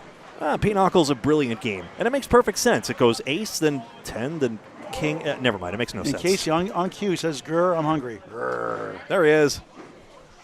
Where's Casey McCool? I'm right here. So Zappi with a spare and a kaboomy to begin. We did a match at Riverwalk Lanes a month and a half ago. It was a comedy show. I was laughing, so I was crying. Brighto? I'm raspberry. Oops, you broke Paul. It's still raspberry. I'm a goofball. Into the headpin strike again. 2 strikes in the last 3 for Mr. President. Lightning zap twice today. Good for him. Great guy. What a start. 56 plus 2 through 4. Gets like you better announcing, Greg. Careful, Zappi. If you roll a 400 tonight, you're legally prohibited from retiring. Just ask Tim Matero. He keeps winning the mixed world. He's banned from retiring for a whole year. Yeah, oh, 4, 7, 10. Poulin with the response as well. Or Lapierre with the response, excuse me. I don't know why I got that jumbled up so badly. Here, have a replay at Lapierre's penance. What are you my age? 45 the ball through 4. Zappi feeling it. Twirly bird shot there. That was a gorgeous one. Here, one more look at it. If you don't mind, can we talk to John Zappi? I know I like to do it when you... Well, of course. As we see Sam Dagostino and Mike Nardone. Hey, I got a bone to pick with you. You didn't do that good when I did the play-by-play in the first string. Greg does the play-by-play. You go crazy. What's up with that, John? That conspiracy theory. Thank you. Yeah, it took me a little while to get going. Everyone loves Greg Gouillart. Yep. I mean, it happens. You know, I didn't get too many warm-ups, so sorry about that. No, that's okay. It took me a little while to get going. So, but it's going now. Sam had to steal the headlines. The 156. Greg has to get a 139. Yeah. still in the spotlight on you, John. We won the string, though. We won the string, so that's all that matters. Yeah. You know, that's what you want to do in this game is just keep winning. A lot of ballers get irritated when they don't do good, but they get discouraged. You don't help the team out. You guys are like that. You guys are a bad string. Yeah. You're okay to cheer each other on. Yep. That should be. We're all there to pick each other up, and that's what team bowling is. Just be there to pick everybody up. Somebody has a bad string, you're going to have strings where you're all clicking at the same time. Last year in the Worlds, you guys didn't make it for the first time in the playoffs. But almost every year in the playoffs from the Worlds. You only missed like twice? Yeah, myself, I've only missed the playoffs twice in the Worlds. But, I mean, last year was a little bit of a struggle. I mean, we fought hard. We did miss it by 2 points. But, you know, it happens. It's the game. We're all older now. We're not as young as we used to be. We don't throw the ball as great as we used to. So, well, let's see a younger you, just for reference. Yeah. That's a good picture. We got other ones here too. Yeah. So that was a picture taken when we took photos for the Boston Globe magazine. Right. We were at Lucky Strike Lanes in Lynn, and myself, Jeff Surratt, Dave Barber, Danny Allard, and Mike McIntosh. Those were when we started the Pro Series. So when we started the Pro Series, you know, they did an article on us in the Boston Globe. It was pretty cool. That's a great photo. You had more hair back then. Yeah, I did. That's impolite. Yeah, I try to get rid of the hair now, Your wife just so it doesn't look so your bad. wife has been your hero behind the scenes. She's been so supportive of you. Yeah, she has. Year in, year she out. has. She's been awesome. She's been there every step of the way, good and bad. And let me tell you, there's and been a lot of triumphant. bad. Yeah, and triumphant. You like Yep. that? How? Yep. It's like 35 pounds now. Maybe 30 pounds back then. Yeah, yeah. It's like the Stanley Cup. They just keep adding rings. No. Yeah. No, that was. Oh man, the memories. It's unbelievable. I'm glad I have those. Talk about that 2008 championship team. Oh God. We were. We were just so good that whole week. We were just so good that whole week. You know, and you know we got the bye. Nice shot, Gill, for the spare. Was that Maine? Yeah, that was in Bangor. Bangor Lanes, that's what it looks like. Yep. Yep. So we ended up getting the bye, which was awesome. Then when we got the bye, we had to come in and we had to bowl McLaughlin, truck and trailer. You know, great team to start a playoff match with. And we had a great match with them. We ended up passing them, and then we had to bowl USA East in the finals. And those are tough teams back then. Yeah. McLaughlin and Truck, Yeah. that franchise. Yeah. USA East would win USA the East. title a few years Yeah. later, if I recall. Yes. USA East they had a great team. They had a great team. I think they won it 2 years in a row, or 3 out of 4, or something like that. But they were really good. Want to give a quick shout out to SDGA. Thank you so much for the donation streak you got going on here. Thank you so much for the $20 super sticker. Greatly appreciate all your support at Candlepin Bowling Network. Might get a wireless microphone soon, thanks to you and everyone's above and beyond donations. Thanks so much for that support. Sorry about that. Awesome. Okay, now, John, your third favorite left-handed bowler. Who are the top two, Bob? Is it Craig Holbrook? Who else? John Zappi getting third place. Oh, you're someone's third favorite. You got the I'll bronze. take a 5. You got the bronze medal. Yeah, I'll take a top 5. Who got the Why gold? not? Who got the gold and silver, Bob, in the stream? I'll take a top. Is a it top Box 5. Basher? I don't need to be one. Box Basher 71. Like the garlic said, Dr. Who. Explain. Glen Gill on the front 4 marks. Jones a good bid there, but the 3-6. I'll keep. I have more embarrassing photos, thanks to you, John, I should say. Also, one of your videos was recently uploaded to Wolfman12395, I should mention as well. Yes. The Mike Sweeney channel. Yes. So Talk about sorry. he, Nick Norcross, a good friend of mine, gave him all of my videos to upload to show. Oh, wait. So he's been doing them little by little, and I appreciate it. Wolfman, you're awesome for what you do. Mike Sweeney, yeah. Yes. You know, so it's pretty cool. It's pretty cool. We'll be having a Hall of Fame exhibition, hopefully in Portsmouth again next year. We did in 2023. We thought it was going to be every 2 years, but now it's 4 years in between Hall of Fame. So we'll do one next summer up there in Portsmouth. Okay. If not, we'll do it somewhere else. Okay, yeah, let me know. I'll We have people I'll try to be there if I can. People get to vote the Hall of Famers, Hall of Fame nominees as well. It's Yeah. a fundraiser for Candlepins For Cancer. Raised over $1,800 last time. Okay. Awesome. That sounds good. Just let me know when it gets closer. Sure. And just real I'll quick, try to make it. tell us about your first time on TV, the show you're on, who you bowled against. What was that? I'm sure it was nerve-wracking the first time. Not sure it was this, but still. No, first time on TV was Stars and Strikes in New Hampshire, and I bowled against Bruno DeFeo. That picture there was the last show of the CN8 Comcast show. That was the championship show. Me, Bobby, and Jeff were in that the last final show. Friendly fire. Yeah. So, but my first time on TV, I ended up bowling Bruno DeFeo, and yeah, it was a little nerve-wracking. It was a little nerve-wracking, but I almost beat him. I almost came back and beat him, but it was a good experience. If you wanted to take up the ACST now, you could bowl him again. Yeah. Do you plan on? I know you're retiring. You're not bowling the Worlds this year, then? Not bowling the No, Worlds? I'm going to bowl the Worlds this year. This will be my last year at the Worlds as well. All right. So more tributes for you that week. Yep. So, Right here. but yeah, All right. this has been great, Paul. I didn't expect any of this tonight. Thank you. Well, I you appreciate it. deserve it. You're a class act, and believe me, we want to do something for you. I know there's no money, no prizes. No, but that's fine with me. You know, We can't tilt the match in your favor, sorry. No. I tried to give you a sky bar. Yeah. Ben No, Lapierre took advantage of that. This has been something, and I really appreciate it. Glad to do it. Appreciate a You're lot. True gentlemen, and we hope to have more bowls like you in the lanes in the future. And watch back the YouTube chat afterwards. Folks like our loyal fan Scott Leung Okay. and everyone giving you happy returement messages. So when you get a Awesome. chance. And we'll Awesome. talk Thank at you. the end. Thank you to everybody. We'll talk at the end of the match too. Okay. John Zappi. All right, thank you, guys. 2027 Hall of Fame nominee class by the King, Craig Holbrook, and Bob Wickham nominating him. Craig, the 2008 class, Bob Wickham, and the class of 2023, Tim Matero, Hall of Fame, Al Johnson, Joanne Rosano, and so many more. Bob Wickham. Trisha Dagostino knows exactly where the camera is pointed. She could be a model, right, Trish? Trish could try to be a model on the camera, right? She could be a model, she says. She could be.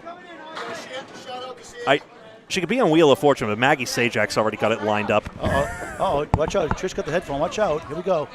We don't know what's going to come out of her mouth now, are we? Look out, she's got a mic! It's PG rated, no pun intended. It's going to mess up my hair, she says. I would never, ever swear live on TV. Thank you. I just want to give a shout out to my in-laws, Bob and Sandy Dagostino, who are watching tonight. You want to try some play-by-play? Oh, it's Greg's call. Hello, Bob and Sandy. No, please. Wait till the third string. You want to try play-by-play? No, I Come on, can't. one box. Come on, I want to see it. Wow, Bonds away, baby. Come on. You can't just hit and run the broadcast boot. How dare you? If somebody throws a strike, you get out of it quicker, okay? How How about? Oh, what a shot by Dave Hodge. That was a beautiful shot. what do Way you to say? go, How about a Dave. three-letter word for that shot? Oh, I guess I have to say wow. Paul, you stepped on her call. You have to? You're making have me to say wow, Paul. I didn't put a gun to your head that time. May have almost strangled you, but Wow, this is pretty cool. it is. Talk about your daughter Bella's game. Oh, Bella's coming alive. Lefty like her mom. She's pretty fantastic. I can say she got all her talent from me. Let's see if John can throw a double here. We're going to see it in just a moment here. First, this shot here. John Zappi and I, Trisha D'Agostino here on the mini play-by-play. Yes. Take it away, Trish. Hey, how we going? We got John Zappi on the right, and we got Scott Lapierre on the left. He could use the mark right here. Academy 3 mounting an advantage right now. 4 open marks to 1, so a double strike would be greatly helpful here. Scott's on his spear. Here's Trisha D'Agostino with a play-by-play. Take it away, Trish. Here we go. We got John Zappi on lane 2, bowling first. You got a good voice. Thank you very much. John, you got to throw a double now. Come on. Here we go. Let's see if we got 10. Oh. We got 3 on the right. You know the pin numbers? I don't. 3, 6, 10. Here we go. Scott Lapierre on the head pin. He's got 3 pins standing as well. Oh, he got the 10 pin to go. And if you folks want to know the pin numbers, pull down the FAQ in the description below. Candlepin FAQs if you're new. Oh, nice try by John. Let's 7 to see. strike, 63 through 4. Not a bad start. We have the 7-8 for Scott Lapierre. Off the right tip of off the right clump of wood, I guess. Oh, just missed. I would have played the cap and tried to send it over. Some of the Atlantic Candlepin singles this week picked up the 8-7. The other pins in the deck, he got the 8-7 around wood, without the wood. And that, what do you call it, Trisha? Missed the second, make the third. What do you call that one? That's a Paul Grant special. Is there ever a good time for that? It's always a good time for that. Oh, thank you. I love you. Yeah. It's never a good time left for that unless you win. I appreciate the love. Yes. 63 out for Lapierre, 10 better for Zappi, retiring Zappi. So did you and Sam meet did you and Sam meet over bowling or something else completely different? So I have known Sam Dagostino probably since I was about 11 or 12 years old. Wow. All the girls loved Sam Dagostino, and I used to avoid him like the plague. And then we actually met in a bar in 2002.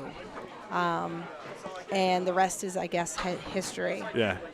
You played hard to get, huh? I just wasn't interested. It was totally fine. All the other girls could have him at first, and it was totally fine. And then he picked the best one. I broke the mold. I know my worth. I'll wait. So you held out for a long-term contract. I did, 100%. We've been married 21 years.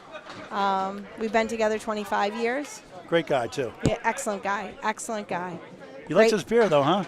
He does. He does like his Guinness. He likes his, he could be a spokesmodel for them. And disclaimer, he's not the only one. No, correct. We've been increasingly open about that over a recent broadcast. I think after 5-Pin Universe, we did that podcast. People are like, yeah, we get drunk on the lanes. It happens. And, there is an argument there's a genuine sweet spot for that, even though, obviously, responsible drinking. 100% responsible drinking. I can honestly say I can count on one hand in 25 years how long I've seen my husband. Here's the bias reporting from okay. Trisha D'Agostino, her husband Sam Bowling. Take it away, Sam. Let's see you call this one. Here we go. go. Neutral? I will definitely be neutral. Yeah. Sam missing the head pin. So fun fact, I bowl at Mike Nardone all the time, all year long. Millis, then? No, we bowl out of Harvard. That explains the way you are, huh? Yeah. Mike's a funny guy. I enjoy bowling with both of them. Both help my game 100%. Sam and I don't always get along when we bowl together, so that's... he just missed the head pin again. That's like Tony Allen and Jason Allen in Maine. And we got a spare for Mike Nardone. Kai Hunt, right? It's Tony Allen, Jason Allen, husband, wife. They can't stand each other bowling together. So I call it Tony Boxing Glove Allens because they always get in a fight when they bowl together. So mixed doubles is limited. It is 100%. Yeah. I always thought Evan and Madison Riva would just be bowling mixed doubles, also a married couple. They'd just do it forever, but not so much. Maybe they're busy running Penny Lane, though, in fairness. Oh, there you go. I was up there last week. They were busy. They were slammed. They were packed. Yeah, power to them. Do a great job there. Sam Dagostino on the head pin. Mike Nardone on the head pin. In Bangor Brewer Lanes, I put all my sheets. I started doing this 5 years ago. Bangor Brewer Lanes in Bangor, Maine, like 15,000 sheets. Paul, it's in Brewer, Maine. I'm like, oops. I had to change them all. Yeah, it's synonymous. Like Lita Lanes and Nash. Oh, Sam missing the shot right there. It's in the cut, right in the borderline of Brewer. Yeah. Bangor Brewer Lanes. Lita Lanes has a plan. They just need the money. Mike Nardone That's the picking out a update. pin.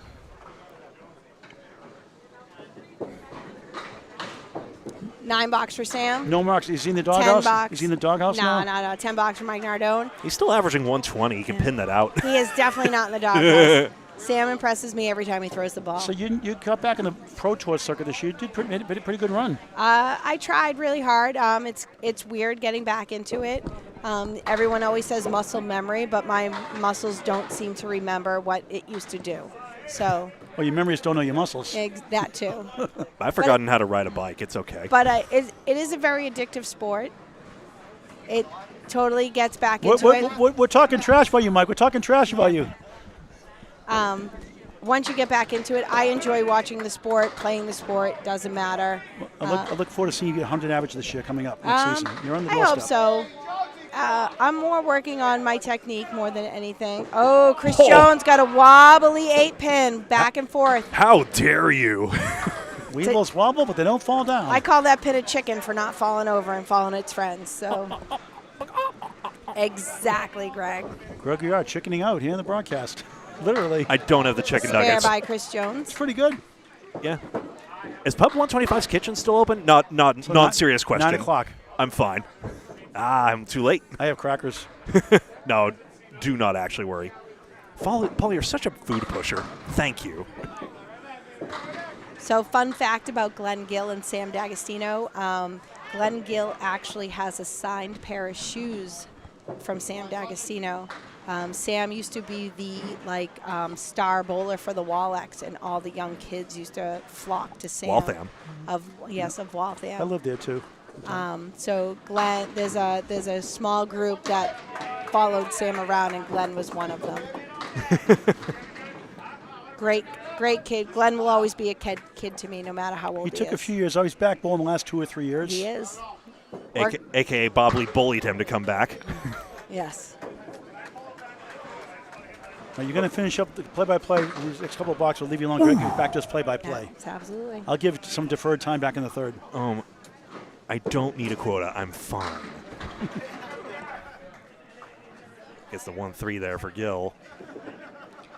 So Academy 3 with an advantage here. 4 pins plus those 3 extra marks as well. You folks know to watch the side of the scoreboard there. You see the advantage mounting.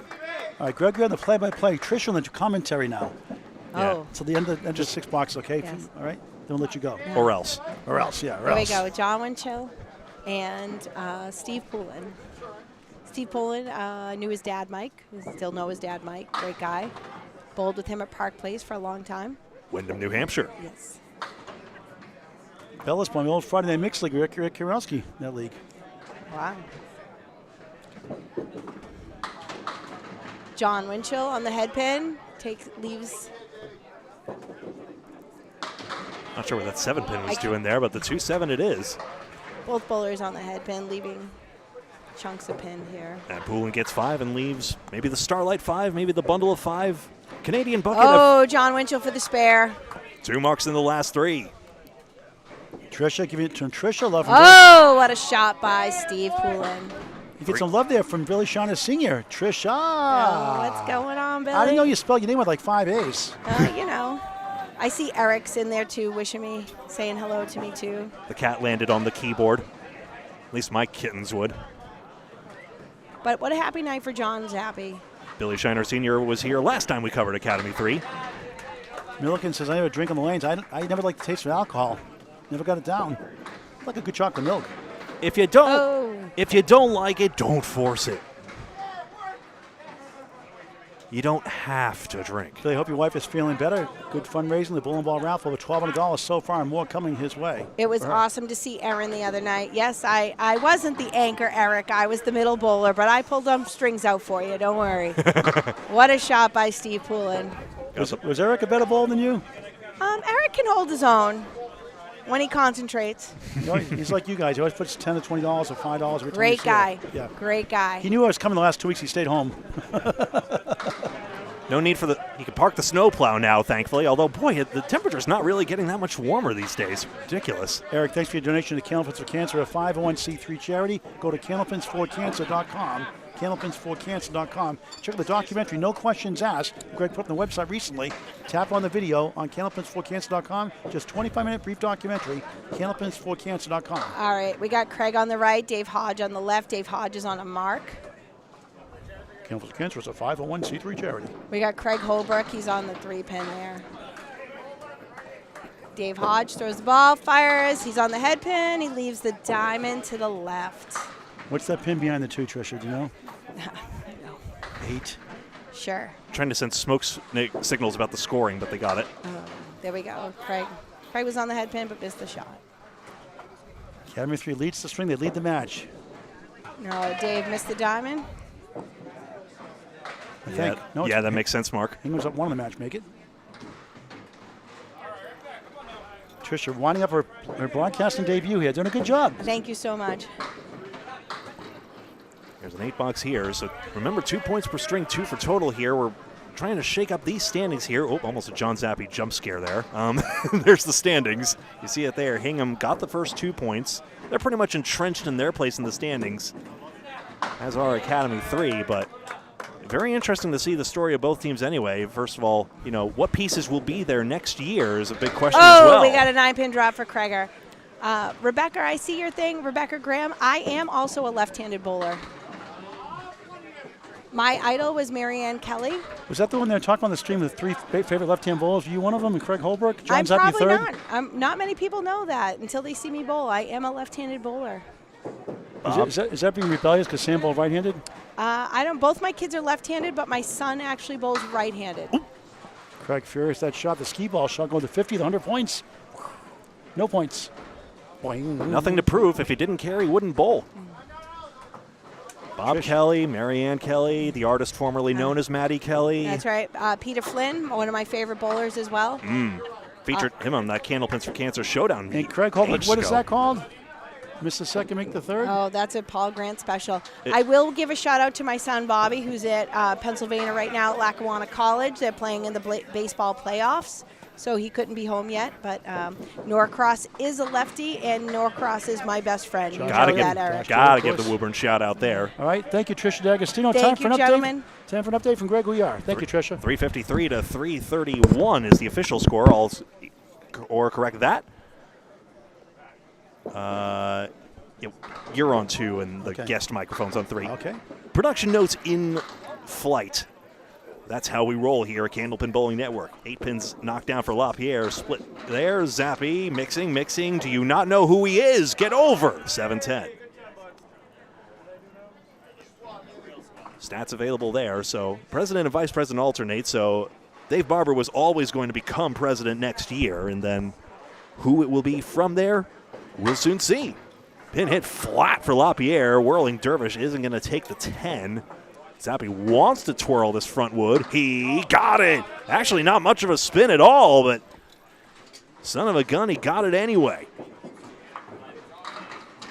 The ball collides in the ball rack. Let's remove that by John Winchell. How about John Zappi? 92 to ball through 7 on Zappi Fever Night. Yeah, so shout out to John Zappi. Interesting care on that piece of wood takes.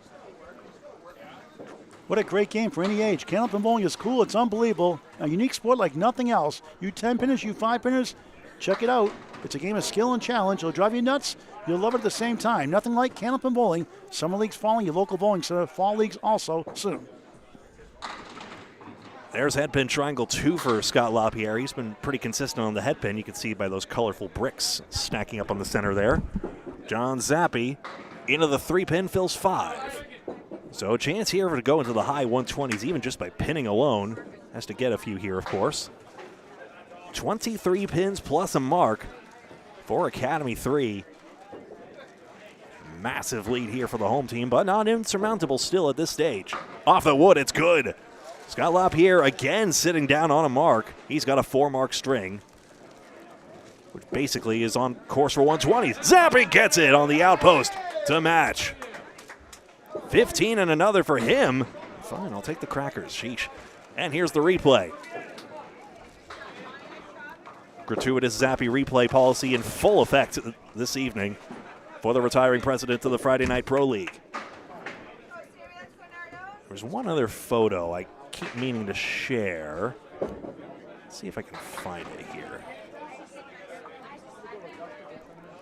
As Mike Nardone takes to the lanes here. 4 horsemen right side. Wood nestles in the middle there, which is going to help out matters.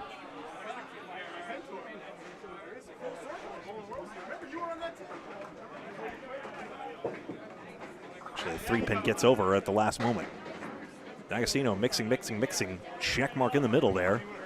I think the most delightful part about Tricia is she always calls her husband like the last name, which is good neutral sportscaster terminology there. Got to keep relations formal here. 1-3. So 23 pins. 4 marks for Lapierre already. 4 marks for Gill already. 4 marks for Poulin already. That's the reason the boys in red are doing quite well at the moment. 10 as well for Dagostino. Want another look at that one? Getting the 3 into the 1. It's actually the wood that takes it. Wild Carom, thank you very much. 390 to 367.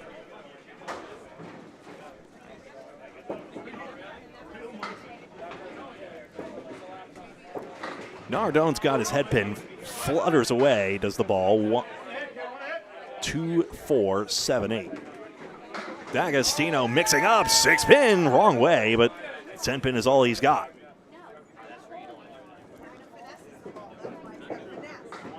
And I do not understand how nothing drove through on that shot. I do not understand. That's twice now. Nardone's ball has gotten deflected, and it's hard to understand how. Dagostino spares. Now it gets away for 7, of course. That's really the first one that was his issue. But what goes wrong with this ball? That's what I'm trying to figure out. It bounces a little bit. And you know what? It's off the left side of the wood, and then the other piece that's maybe sticking its tongue out might have actually been the culprit there, perhaps. Yes, I think it deflects the ball away. Harsh break all the same. Gill on the front 4 marks and 2 no-mark frames. 4, 6, 7, 10. Hi, Casey. How you doing? 3 pins taken out. Pinochle, a card game that's played with basically 2 euchre decks of 9 through ace. A trick-taking game. I'm partial to bridge myself, though. Academy 2 and Shooter's Pub next door. All will check in on the scores as best as he can. Wood coming across, not quite into the 6-10. Jones, let's see if he can light this up here. Headpin flutters the headpin around the 3, and that's all that stands. Good shot, though, mixing the sticks there. Wood's coming, but does not tap the 3 nearly enough.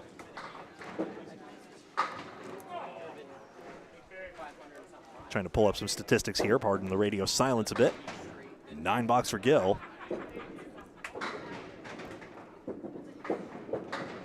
And a 10 for Jones. So full standings available in the description if you want to follow along with me here. But in week 33, Academy 3, no points versus Academy 1 here.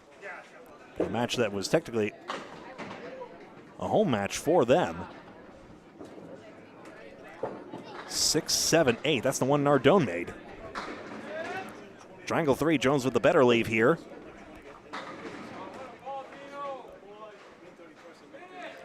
Hingham took 6 of 8 points from Team Lafayette out of Riverwalk Lanes when they hosted them at their home lane, South Shore Country Club in Hingham, Massachusetts.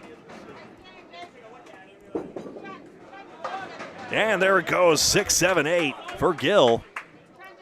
He used to bowl at Fairway Sports World in Natick, Massachusetts. Now there's a golf and bowling collab from the good old days. Also, the last host of Channel 5's Candlepin Bowling Show with Don Gillis, of course. I'm trying to think of other places that combine, golf and bowling under one roof there. Obviously, Autumn Mowry's Ellsworth Candlepin Alley has golf simulators there as well. But in terms of having a golf course and bowling on the same venue, for some reason I'm already fluttering as far north as Kingswood Entertainment Center in Moncton, New Brunswick. Fredericton, New Brunswick. Excuse me, Fredericton. How could I forget? Glen also confused my Drome T-shirt for Acton Bowl Drome, but that was actually a shirt for Drome by Trailway, one of my favorite gifts from my friends. 4, 5, and 7 for Winchell, the setback leave. Sticking obnoxiously with New Brunswick, that's Corey Smith's name for the leave. A piece of wood on the left side that never does any good. Poulin on an 8-fill, great string working here. Got it again. So a 5-mark string now for Poulin already in just the 7th box. Now does Winchell play this one? Does either piece of wood help out? If you want to even cut the 5 into the 4-7, you can. The wood's blocking it. Tries the cap. At least the 9 is trivial. So Academy 3 still pulling further ahead here. And again, the so-called last place team putting up another great fight. There it is, one way or another. Scorpion tail into the 4. Thank you very much. It's a 9 box. Thank you, David. Neb says mini golf and 5-pin, of course. 18 holes, 5 pins. I get it. Understand there was a perfect 450 rolled. Western Candlepin Bowling Tour reported another perfect 450 somewhere in the country recently. 5 pins taken out for Winchell. 2-4 for Poulin.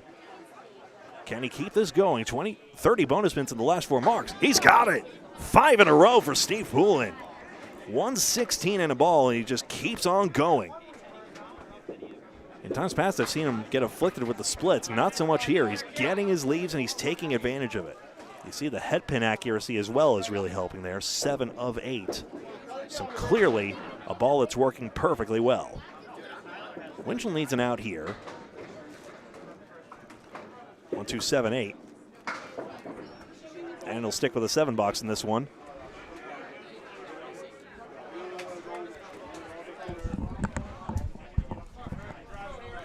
And, whoops, excuse me.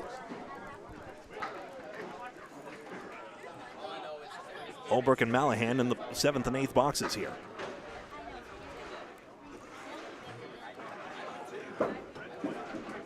High scores around the league. Kevin Dietrich had a 155 and a 408 for Millis this past week while they were on the road against Academy 2. Mallahan the 3-6-10. Holbrook though 1-7-10. Nope, 1-10, excuse me. Late falling pin. Chance once again for Academy 3 to take advantage. Oh, Wood turns around on Mallahan and does not take it out. John Landry had a 160 and Joe Moose D. Almeida had a 155, both for Lafayette in this past week. An 8 box for Haji and a 10 for Holbrook. Remember, these are the standings coming in here. Next week will be position week, so 1 will host 2, 3 will host 4, 5 will host 6. Whoever they are in the standings, that's what's coming up there. If you want to keep the standings on your screen, go to the link in the description below. Secretary Corey Alisi with the online spreadsheet so that you and all the fans, you and fans just like you, can follow along. Outpost there for Holbrook, 4 horsemen in the 7 pin.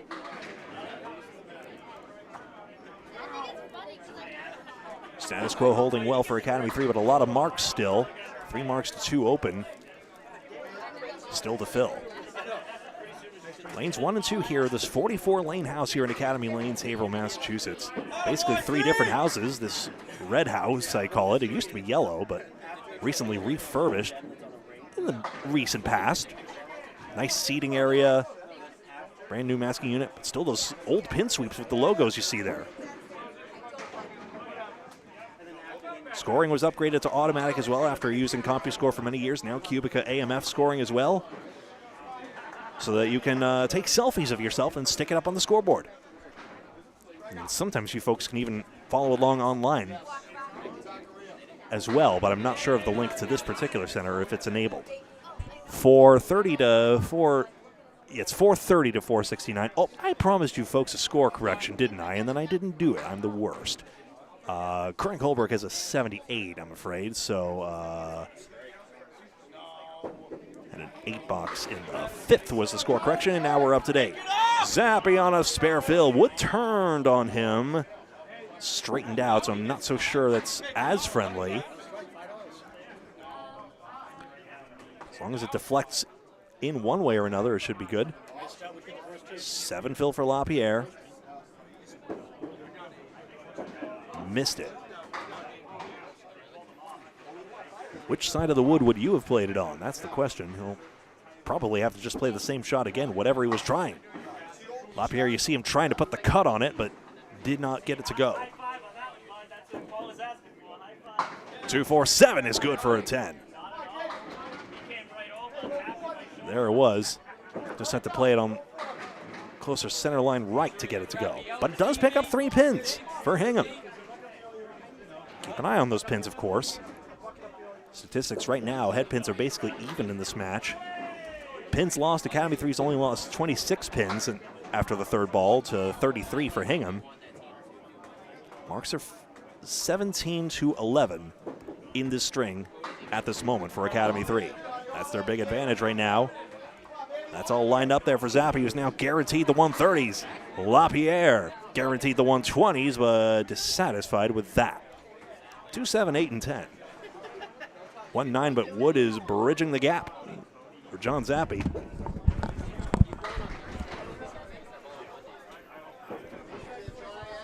Yes, head pin drive straight back. John Zappi, 134 and a ball on his special night. And Lapierre with the 2, 7, 8, and 10. An excellent response to get him into the 130s. Paul has the latest. Okay, Shooters Pub won the first 577 to 538 on Academy 2. 1 point ahead of Academy 2 in the 4th spot, Academy 2 the 5th spot. Academy bounces back. Academy 2 wins the second, area code 617 to 570. They win it by 47. They lost by 39. They have an 8-pin lead. Academy 2 at home. 2-2 tie, hitting the 3rd string. The fill is 6, 140 for John Zappi. Lapierre just short of the head pin, but Hill managed 7 and 131. You see the 2-string totals at the top of your screens, for the strings anyway. Scott Lapierre 254, John Zappi 245. Well above average for both of them. Consider 127 in the case of, consider the 127 average for Lapierre. That's identical to the league leading average, Justin Waters' 127 average for the season. Dagostino likely to go even further north than that. On a spare fill, 2-4-10. Flat hit on it, of course, but 1-3-9. But Nardone with that piece of wood, depending on whether it deflects the wood or guides the wood, is the big key here. With this left to right ball, I fancy his chances. Sam's try, just wide of the 2.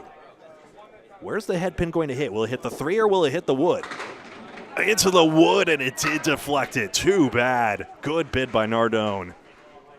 The cruelties of this game, but that's how the pins go, I'm afraid. 8 box for Dagostino. And a plank of wood at least there for Nardone. If you hit a center line left, you gain a couple pins, and there it goes. One more look at exactly what I mean in this situation. So watch where the head pin hits, and it's going to glance off the wood and take a, at least I'm fairly sure it did in this case. Take one more look at it, actually.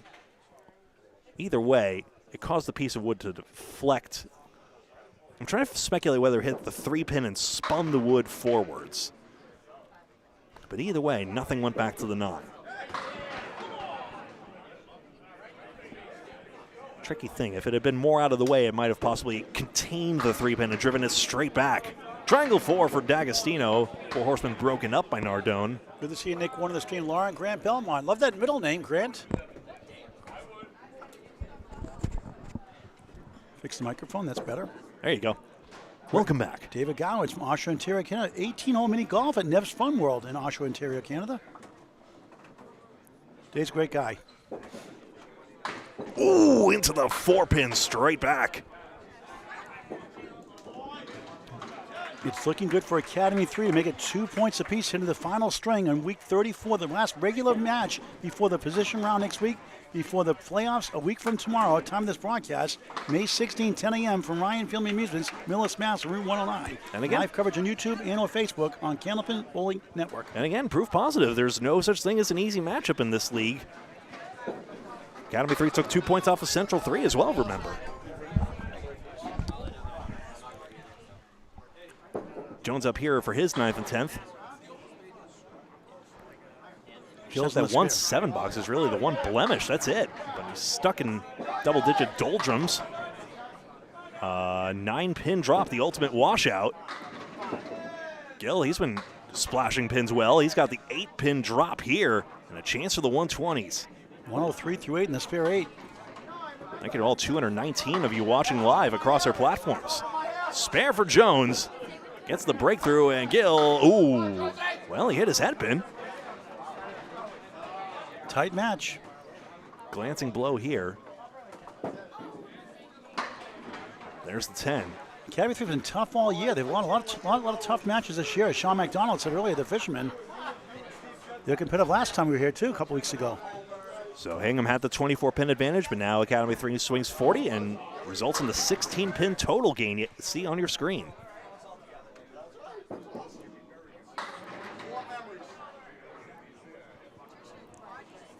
Jones to load up. Head pin, big time fill. It's 9. Gill into the 3-pin, good mix here, 1-7. Watch where that wood sits, that's a question. I think that's pretty good if he can get the cut on the head pin. If only the wood had settled by the head pin, it'd be easier. Jones spares back to back. Now he can tie the match. And from the doldrums into the 110s, and Gill does get the cut. So much for that. Academy 3 is going to take the string more than likely now. Not See yet. it there. Playing it on the right side, which required a pin deflection, tripped on the wood, and there it goes. So another excellent string for Gill. He and Jones will both basically end up in the 230s, even Stevens. The middle bowlers going back and forth. 7 fill versus 3, so Jones picks up on the spare continuation. 230 to 224 in that comparison. And overall, Academy 3 just barely with that advantage, but now, guess what? Steve Poulin is on a spare. Glen Gill, nice string, 126.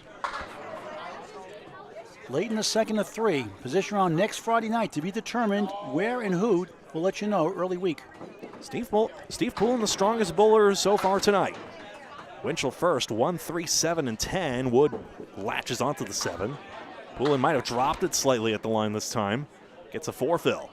120 in just the 8th box. Now no marks on the board as of now.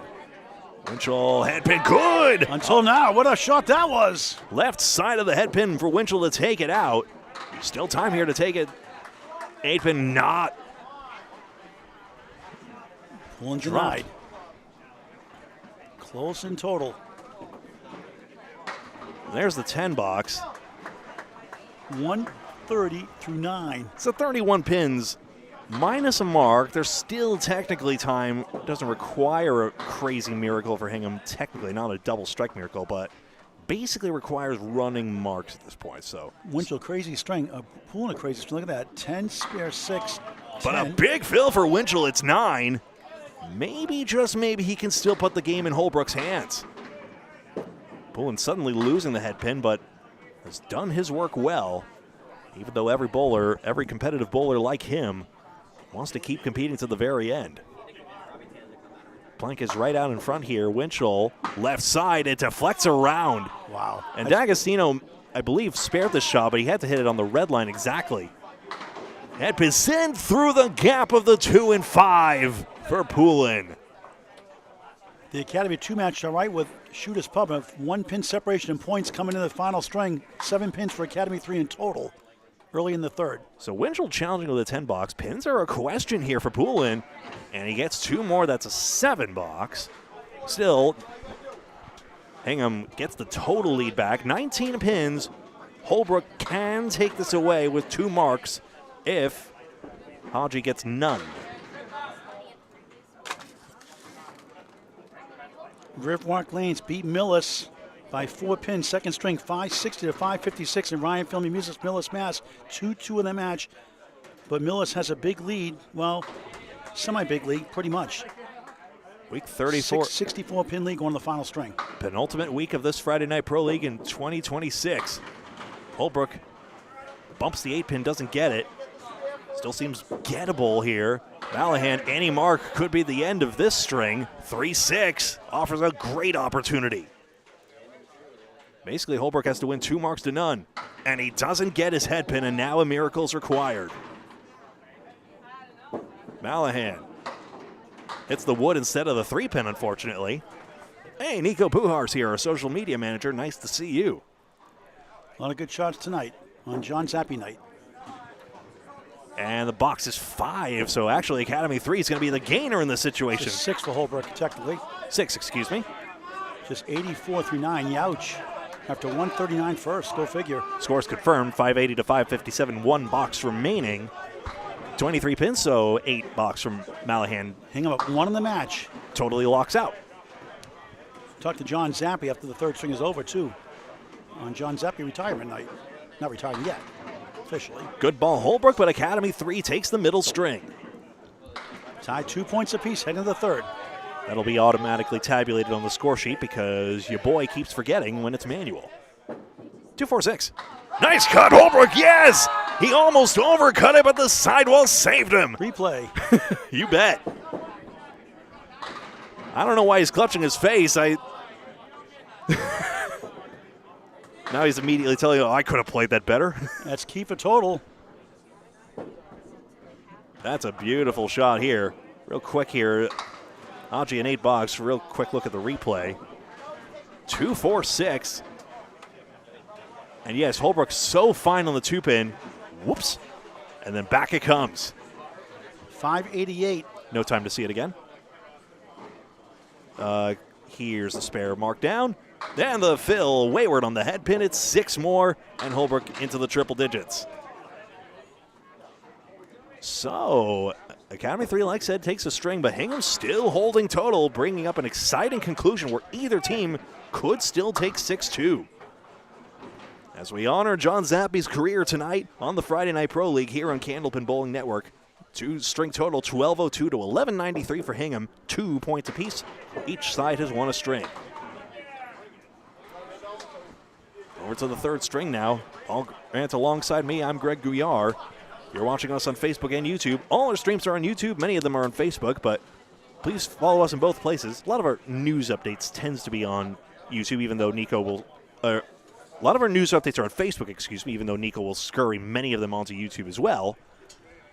But all our streams will be on YouTube, including main open tournament tomorrow. Greg, you start the first 2 boxes if you'd like. If you insist. I Lapierre. make up for some time you took away earlier. He yields the balance of his time. Lapierre triangle number 6. When Paul says go, you go.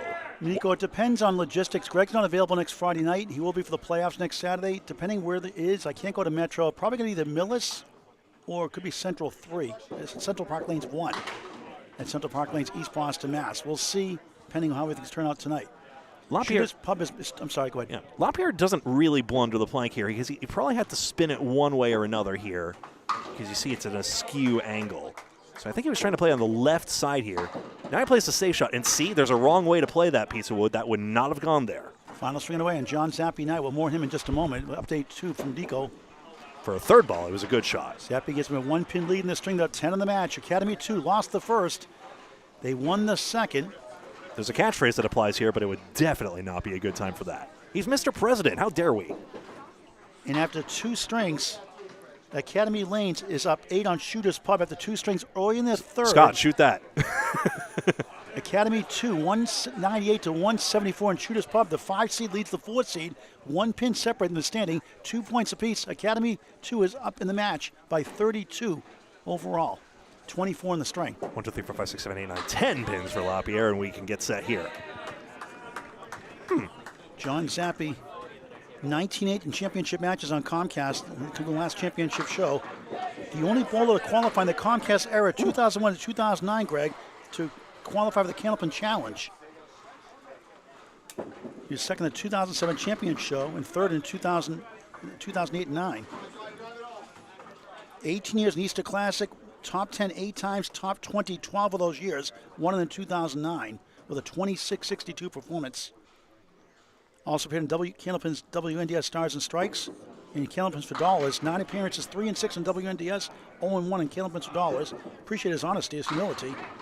Candlepins for Dollars, a WB 56 show that should have lasted longer. There's the spare.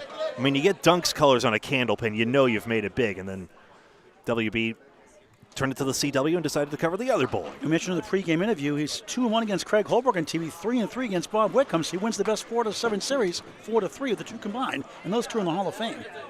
Another case for him to get in the Hall of Fame, right, John?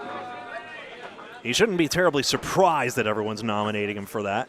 He has a house record at Bogey Lanes also, as well as Bull Rummer and Lucky Strike in Dorchester. Great career, and a better person, too. 1, 2, 7, 8. Nardone spilling sticks. Dagostino 260 through 2. Only Poulin's 268 is better.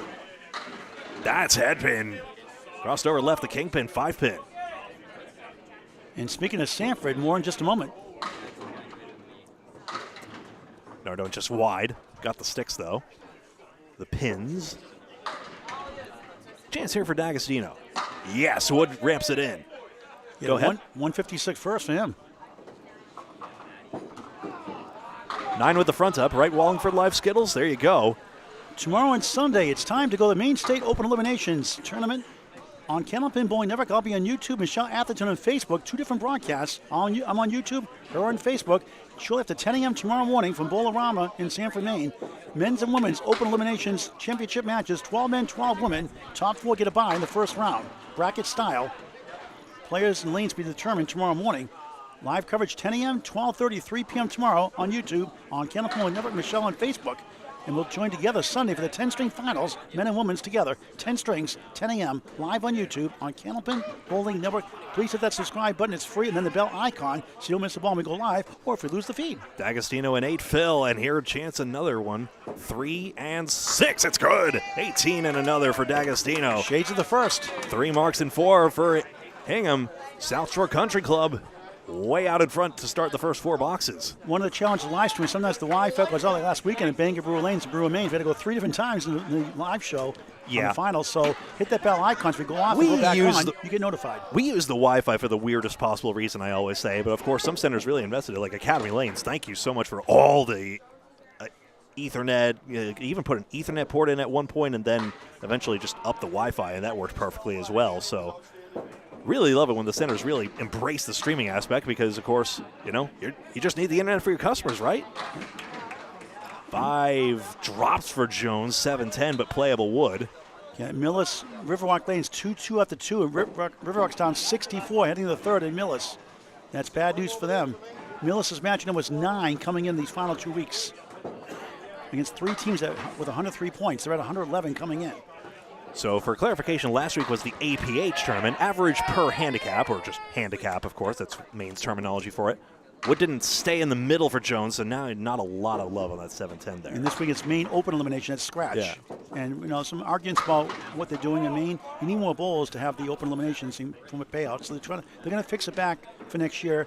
And Candlepins For Cancer will be sponsoring money for next year's tournament also, either $500 or $1,000 to promote our bowling charity. Yeah. When the funding dries up, some unfortunate political choices sometimes have to get made, unfortunately. It's easy to be an armchair quarterback. You don't know the inside information like I do. It's not easy. It's not easy. As a result, it did disincentivize a lot of the upper echelon bowlers from taking part. But that should be fixed for next year. Hopefully, that's the plan. So we'll see what happens. And we'll be proud to sponsor that tournament. We do it for the love of the game, most of all, just like we do it here on Candlepin Bowling Network, and we really appreciate each and every one of you. So no 4:45. Pin's working for Gill here, latching onto the 7, but not falling. No 4:45 a.m. wake-up time tomorrow. I can sleep till 7 o'clock the latest tomorrow, 6:45. We go to Sanford, Maine. Ooh, another pin ripped straight back. D'Agostino did that earlier, and now Jones has. It was on triangle 4, I believe. Yeah, Peter Flynn is a dangerous bowler. He had 806 in the qualifying round for a roll-off. That's incredible. Yeah, Caroline's done a great job at the Wi-Fi. Very rarely does it go out. Very rarely now. Going in the third string. Greg. Can't recall the last time. Here, I'll check my stream stats here. Yep. Still 0 drop frames. Woohoo! That's my biggest fear. Well, especially the iPhone. The Android phone, I have a 27 years. I only got the iPhone because of landscape mode. They get rid of an Android. We got a comment, why do we keep covering Academy? Well, first of all, they got 3 teams, and secondly, it's convenient, and thirdly, it's a great place, and fourthly, there are logistical concerns with other centers that we would like to cover, but I can't reach Exeter, Riverwalk's too small. Metro is in the corner near lockers. We can't stand behind the bowler stand. I don't have the camera angle like you do, Greg, to put the pin cam like Alex Patton does. So Alex can't go there, and you can't go there. I can't go there. Exeter plays music loud. Shooters Pub does not, but they're home a lot when Exeter is home. Hingham, there's etc., etc., etc., etc., etc. And Lapierre and Riverwalk challenge for space. There's the 10 for Poulin. Although we did squeeze it in somehow during the playoffs one year. they made an exception to the rule. Yeah, at Riverwalk, you got to unscrew the chairs, basically. Funny, the Vector Matchwing goes on TikTok and YouTube for the Lafayette lanes from the home. It's not a trivial thing, and maintaining a bowling center. Oh, Holy Bowling Center up in New Brunswick actually was recently featured on a YouTube video. Let me see if I can find it so I can direct you folks to it. But I met Anna Maury last week, and she's going to be on CBS News, the Ellsworth Candlepin Alley now. The new mother on Mother's Day, yes. The formerly Diamanda's. And that's why the name changed. It was already changed. She's the third different owner since Diamanda's. Mentioned Eastward Lanes. So Eastward Lanes still on the outside of the building. It's now called Ellsworth Bowling Alley, and she does a great job there with very limited resources and a tough situation she's taken over. A lot of challenging maintenance issues. 9-pin was hit by Poulin, but it does not fall, and Hingham maintains their essential 3-mark advantage. Winchell's try. He can't get his 1 pin to fall to 5. Yeah, Parker Barrio, I think that's how you would say it. My French card is going to get revoked here. $10 for Poulin. But the story behind New Brunswick's coolest bowling alley. The story behind New Brunswick's coolest bowling alley is a YouTube video you could check out. Great interview with the new owner there. Just like the Drome by Trailway in Fredericton, a brewery owner swept up a gem of Canadian bowling culture and made it their own and refurbished the place, done a lot of great updates with it. Features an old Pro Score system like Woburn had and Autumn Mowry's Ellsworth Candlepin Alley does have, in fact, although sadly not functional, but the keypads are a trip into the past. Nico's like Greg Gouillart, you were hit stupid in the comment. There's a lemon drop, $1 for Candlepins for Cancer for Hodge. I love it. You guys are too good. Put a buck in anyway. Or 5, or 10, or 20, or 100. How about the guy at Lakeside Lanes, a penny for every pin the last week of the league season? $239.61 every penny. I mean, a penny for every pin knocked down that league night. That was awesome. That's cool. That's creative. I like that idea. Holbrook has the 6-pin and the 7-pin. 7-6. Into the wood, yes! 7 goes last after the 6 goes first. That leave keeps going with regularity. It's quite extraordinary, honestly. I saw Jonathan Boudreau make a clean on Tony Levesque's stream. TikTok and YouTube, Tony Levesque. Tony the Magic Man. The Magic Man. Where do you got that nickname from? But there's the cap. And the wood keeps on driving through. David Lester with the lemon drop emoji. I love it. Nico, we're rubbing off on you, absolutely. And we have that effect. No, that's good or bad. I'm sure it's good for Greg. Not so much for me, I guess. Everyone's obnoxiously modest in Candlepin country, in case you folks haven't noticed. There's head pin 3 and 10 for Holbrook, and an 8 fill. Haji needs some pins on the 3rd ball. 13 pins plus for Hingham. This can go too. Holbrook's got it to go with the wood. A little bit of a head shaking. May have wanted the 3-pin. Spare all the same, and it picks up 4 pins on the spot. So we take a look here. 110 to 93. That's official. 5 marks to none for Hingham. So a big chance here to parlay this into a 6-2 advantage, but it's only the first 2 boxes. Anything can change. Watch out for Poulin and Dagostino, both of them chasing 400s. Dagostino with the first 2 marks, off to a great start towards that objective. John Zappi in lane 2, and Zappi Nite retiring after this season. He will be going the Worlds and Mixed Worlds. Dave put the $1 in. Thank you, Dave. His lemon drop. Appreciate his donation. Every dollar helps. I'll show another picture of him in a moment. Zappi diamond plus the 4 to the left.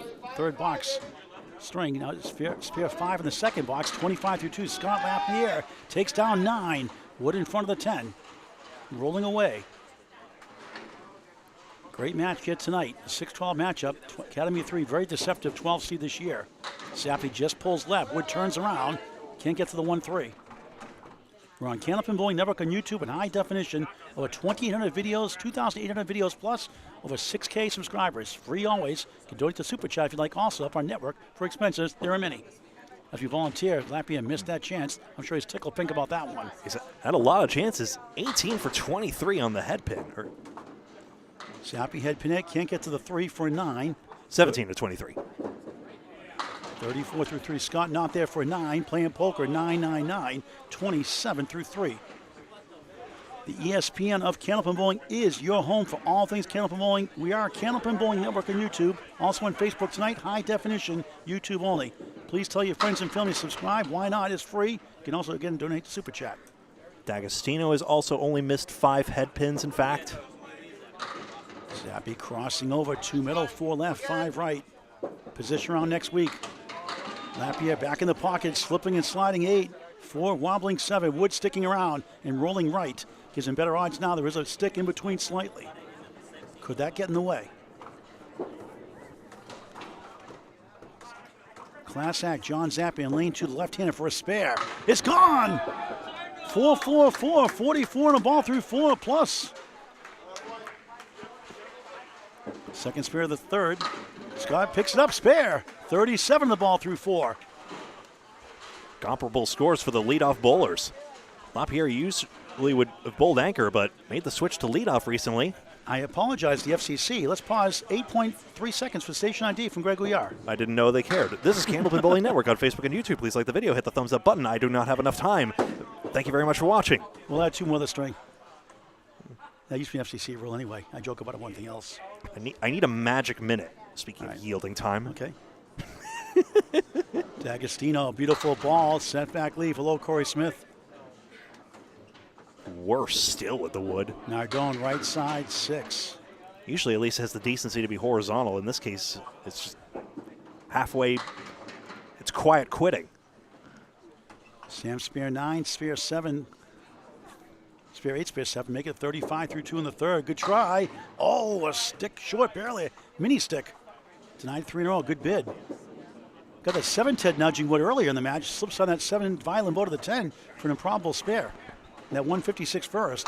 Just missed for a 9. 44 through 3. Nardone 9. 28 through 3. Let's pause 60 seconds for station ID from Greg Gouillart. This is Candlepin Bowling Network. We broadcast Candlepin Bowling, including the Friday night every week and Maine State Tournament tomorrow. And Sunday. In addition, we cover... Oh! Bombs away, baby! Strike! We'll pause to 60 seconds to say we'll break down in 4 segments, Greg. How's that? If you insist. Greg's like, please. Strike for Nardone. That's good during lane breakdown. Crushing blow for Nardone. 38 plus through 4 in the final string of the match. Eagle time -2 now for Dags. Thank goodness. I'm not sure if I put the $25 in my wallet. David Kelly got one of the Maine State APH eliminations last weekend in Vancouver Lanes, Brewer, Maine. Gave it back to Candlepins for Cancer. Bob Lee put $25 in the bucket. Oh, shucks. Please get that in writing, if you would, please.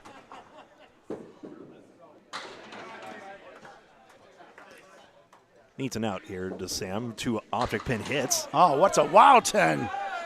Nico highlight reel. 10s don't get enough love. That was a spare to be going crazy.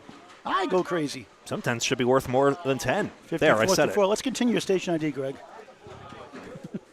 I think you have 45 seconds to go. We are here at Academy Lanes in Haverhill, Massachusetts. It's a nice place. You should come check it out. There's glow bowling, in fact, on Friday and Saturday and Sunday. And this pub 125. Yes. Arcade games. The DeBurrows are lovely folks. You should say hi to them. Special shout out to Leo. Oh, look at this strike. 7 goes to the 4 in the middle of our station ID break. Gill, pocket 7, 6-10 collapse, 2-4-7 chance. You interrupted me shouting out Leo. I tell you, the custodians of bowling alleys need more love, and Leo is always the guy who's happily able to, Gill, take the drinks after you inevitably leave your food and drink behind. Speaking of food and drinks, Oreo cakes to middle cream, Oreo cookie shot for Glen Gill if the wafer's on the outside. And takes a 9. You're a good man, Leo. 28-29 through 3. The silent assassin, Chris Jones, 27 plus 2 through 3 in the third. It's Hingham by 30 in the string. It's Hingham in the match by 39 in a 2-2 tie. His name is typed in as Glen. Yeah. Like Oh! Dagostino. Eagle time, Youch. You love to see it. Gill, bounce balls, 9, big break. 10 goes down, the 4 holds. Wood to the right to help if he needs it. Jones, object pin slides to 3, 6.5 in the 10. 7 left. Gill, great chance to make a spare. He does. 39 the ball through 4. First mark of the third. Academy 3 trying to play spoiler tonight in a lost season. Jones doinks it somehow. Crazy 6. Don't you just love Candlepin bowling? 6 in the strike. 3-3-3 through 3. Now 39 through 4. Unbelievable. Only his first miss and a slight one at that. In that frame. Academy 3 has 3 spares to 2 on Hingham. It's a 32-pin lead for Hingham in the string, 41 in the match. Position round next week, playoffs the day after, May 16th, 10 a.m. Saturday, 9 o'clock. There's a playing game for 8th place. If you hit the bell icon, you'll be notified every time we go live on YouTube. That's after you hit the subscribe button. Mockery 101 here. You still have 25 seconds to station ID for that. You said you wanted 60 seconds for an ID, Greg. I give you a wish. I yield /uncle. I was like a genie there. I grant you 3 wishes. Can I stop doing the ID? The bad news is it's 9:55 and the top of the hour's coming up. Oh no, another triangle gets punched. Another Oreo cake store, Oreo cookie. I haven't had the Oreo cake store in a few months now. I feel like the late Steve Bronchick. Oh, come on! Now the bowlers roll the ball 60 feet down the lane. They hit their object and they get penalized. Oh, you talk about candlepin bowling. Winchell in 8, 25 through 3. Poulin also no marks. 9, 29 through 3 in the third and final string. Who will we cover next week? We won't know until we get the standings. Find out where we can go, who can help stream live. If not, I'm going solo, one way or the other. Greg not available Friday night. I'll be there for the playoffs. 3 matches. Thanks, Snow. Really? 1, 2 go down. 2, 1, 2 stand. The 5 goes down, rather. It was the first 1, weather 2. cancellation in a few years, if I recall correctly. Yeah. The bowling must go on. Winchell 5 down, 5 to go. No longer spare. Wood contained it. Nice shot. 35 of the ball through 4. Poulin to answer. Does not. I love his personality. He always just laughs it off. Like, oh, well, I'll get it next time.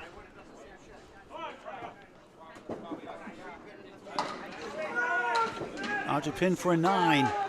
38 through 4. One of the best matches I did last year against Mike McIntosh at Taxman, Atlantic Candlepin Single Store at Steve's house in Portsmouth, Bowler in New Hampshire. A 1-pin loss on a big comeback in that last string. A thrilling match, wire to wire. Watch out, Mike McIntosh, Steve Poulin, Atlantic Candlepin Single Store quarterfinals on YouTube on Candlepin Bowling Network for May 2025. You'll be stunned. Mike McIntosh sadly had to retire from the ACST due to injury for this season. Not Zappi retire, but just retire for the season. But there will be a new champion. I'll see Jason Doucette taking his place now in the number 2 seed percentage-wise. Double guns Doucette, now JD Seamless Gutters Doucette. Right. 1, 2, 3, wobbling 7 for Hodge-Mallahan. Holbrook spare 8, spare 3, 31 through 2 for the King.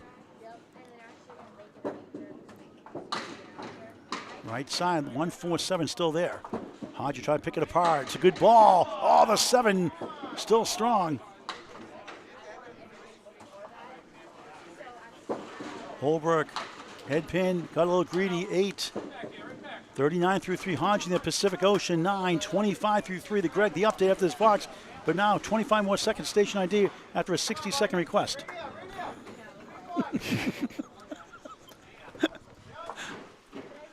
Well, you see, this is Candlepin Bowling Network on YouTube. And apparently I sound like this. We cover all the class of bowlers all the time, everywhere, and we know everywhere. Candlepin Bowling Network's been on the air for 6 years, and it shows. Formerly Spread Eagle Productions. 1, 4, 7, and 10. We miss you, Bob. Hope to see you on more streams soon. Obviously, life doesn't permit at the moment. Yeah, 3 hours away. Makes it tough, so we're down a streamer this year. Use another one next year. Help us out. I don't think he's going to move, but he might. He's in 8 leagues right now. He'll free up He's going time. to cut it down to 3 or 4, he said, next year. It's addictive. Trisha told us. Hodgie fired up spare.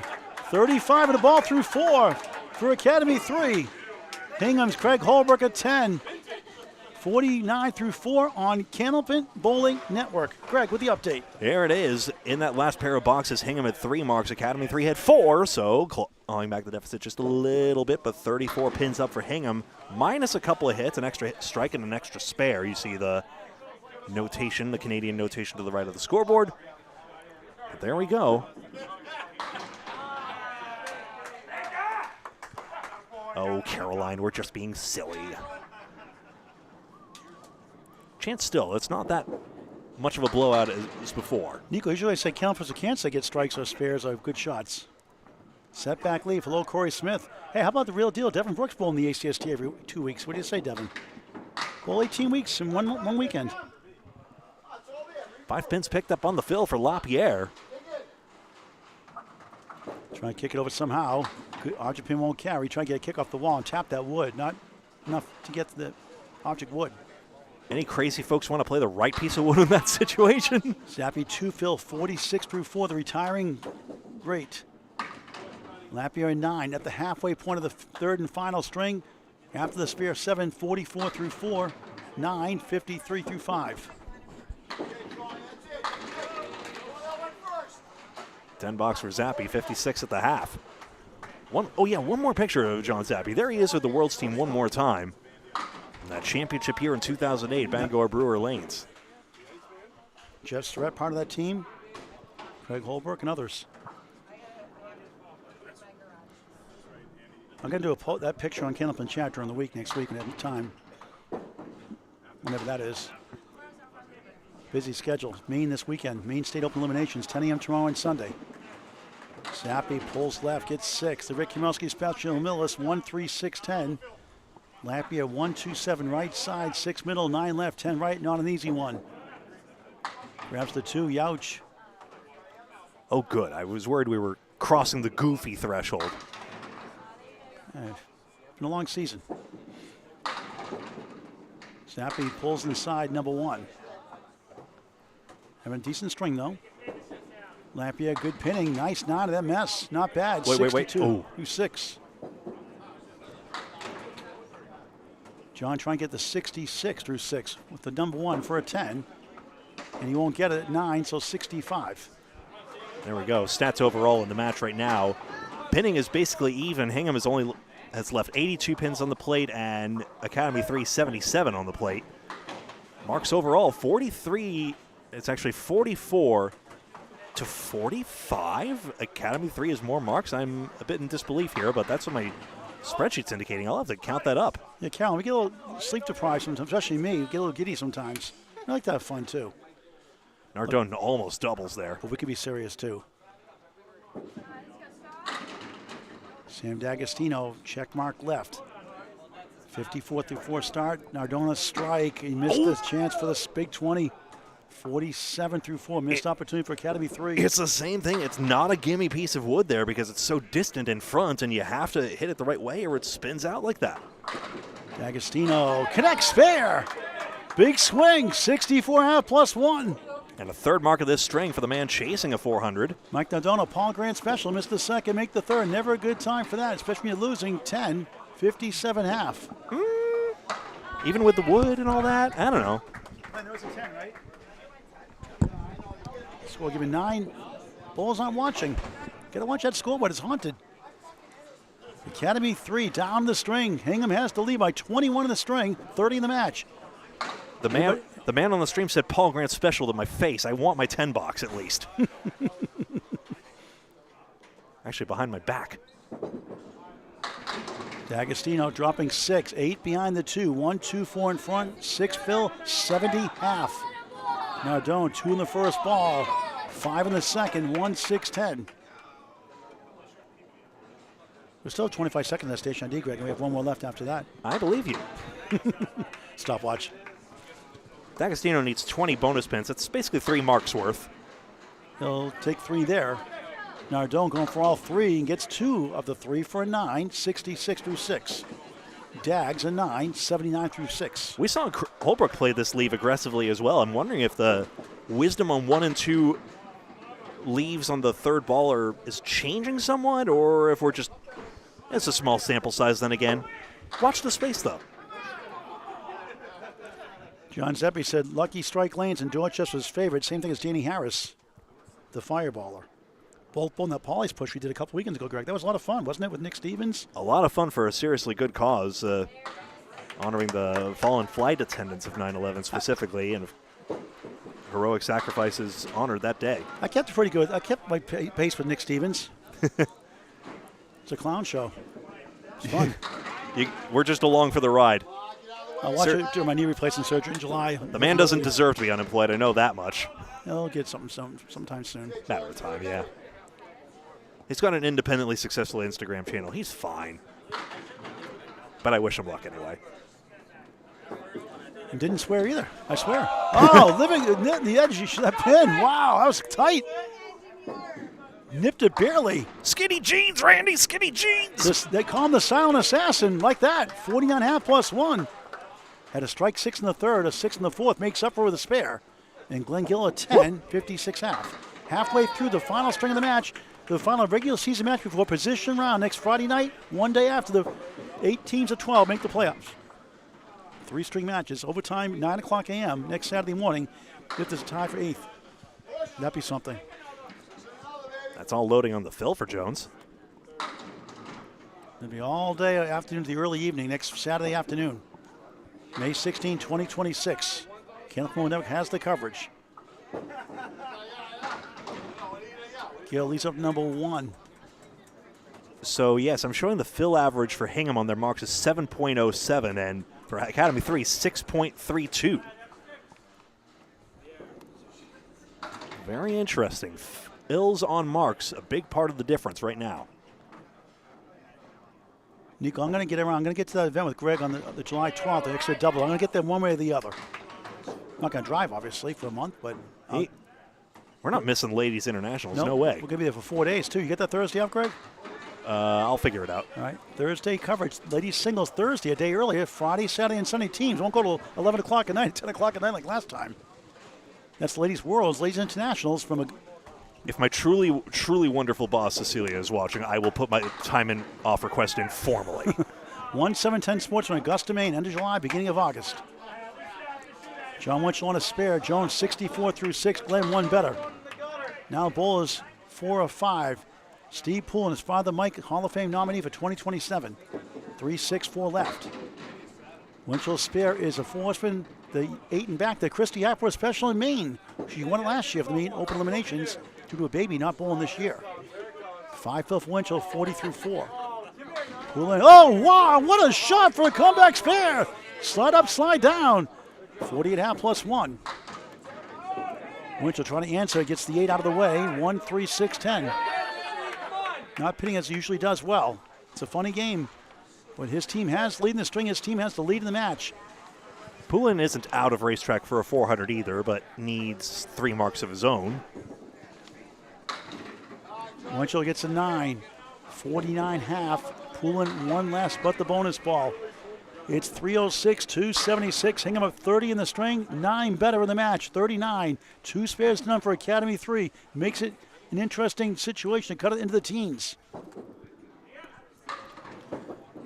2 points for string, 1 for a tie, 2 for total. They tie the total, they get 1 point each. Week 34-35, Poulin sends it right, 6. 1-2-9-10. 54.5. Winchell trying to get back on track, off track. 1-7-9 as the 4 falls down. Double wood on the deck. We'll talk to John Zappi at the end of the match. Poulin just missed number 1, not by much. As Greg Gouillart like to say, a smidge. Greg Gouillart, 2023 Incorporated. Smidge. Winchell trying to send it down. Oh, that was close too. I'll give him a millispecs or less. I wonder where the ball will go. We might get a clue from his third ball whether the ball would actually drive through into the 9. Academy 3 leads their match with Shooters Pub. They could take over 4th place, send Shooters Pub into the 5th spot tonight. Late in their match with 3 blocks to go. They're up big. Winchell field goal 8, 57 through 6. Here come the ankle bowlers. Dave Hodge-Mallahan, 35 in the ball. The king, Craig Holbrook, 49 for Hingham, not on the mark. 3-14, 290 is a 24-pin lead for Hingham on the left. 33 in the match. 5-16 to 14-83 overall. Mark situation, 1-0. And Hodgie has the only mark on the board for either side, believe it or not, on lane 2. Sends it right, not a lemon drop, darn. 3, 6, 9, 10, 38 through 4, missed opportunity. Trims to 21 in the string, down 30 in the match. Holbrook, right side, 6, 1-2-4-7. Paul Grant, Greg Gouillart, Academy Lanes, Pub 125, Haverhill, Mass. Friday Night Pro League, game of the week, 34-35. Position round next week. Team's location to be determined. A post on Candlepin Chat. Monday, Tuesday, and Wednesday the latest. Holbrook, oh, the violent bow slides between the 4-7 somehow. You know what? It's just dawning on me. One reason the Hingham's gotten higher fills, Academy 3 has 1 strike. Nardone's in the 4th. It's crazy. That's unusual. Hodgie, 9 for that 6 box, 44.5 despite the spare 3. Holbrook gains 3 with a 9, 58 through 5. Up to this box from Greg Gouillart. And one more station ID break. He got a break in that 60-second ID he wanted. Wanted to do like 30-35. So Academy 3 has thrown away a couple of their fills, but even there, if you get a lot of strikes are going to average about 2 more pins on average. So that's going to start adding up after a while if the other team is getting all the strikes that you're not. Oof. 5 and a 7. No wood, no luck. The king, 2, 4, 7, 6 to the right. Made a terrific shot earlier. Academy 2 rather is going to take 6 points on Shooters Pub and take over 4th place, putting Shooters Pub into 5th. For contrast, everyone on Hingham has at least 1 strike. Which means next week Academy 2 would host Hingham here. So we could have John Zappi next week if we can't get the coverage in Millis next week, or Central Park Lanes 1. Holbrook just missed. 2 left rather, 6 right, 2-6. Hodgie at 10, up the 1-1 split, pretty good, but just 54 through 6. I'm down for rolling back John Zappi night. Holbrook at 9, you can't be here though, so 67 through 6. Try to do the position rounds that makes it, edgy on the edge of the playoffs. That's the plan usually for the position round. So time for an update from Greg Gouillart. Candlepin Bowling Network. We're edgy. 2 marks to 1 for Hingham in that last pair of boxes.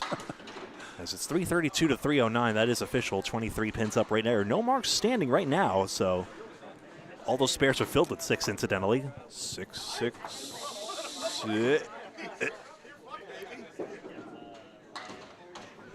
23 pin lead in the string, 32 in the match. John Zappi, Knights, Hingham.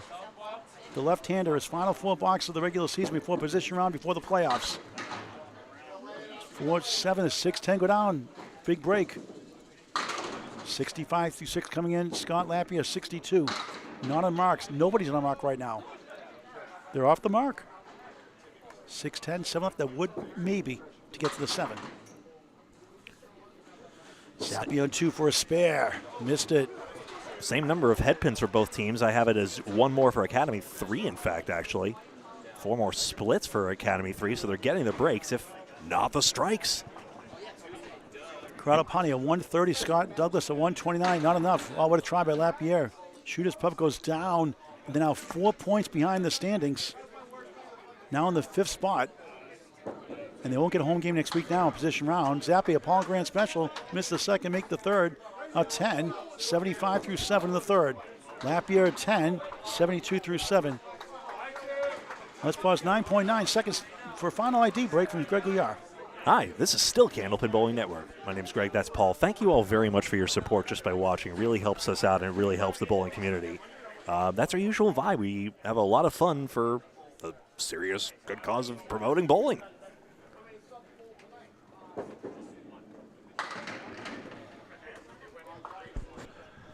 Check mark left side for Zappi.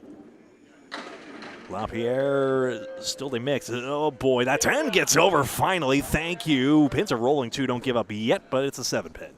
So 6-2 for Academy 2. It's done a little better late in the season. Bit of a rotten angle on the wood here for Zappi. Check mark middle, left.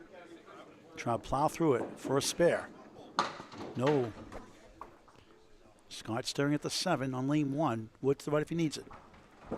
Goes right at it, and the Wood carried it, spare. 82 in a ball through 8, trying to get the upset for 6 points.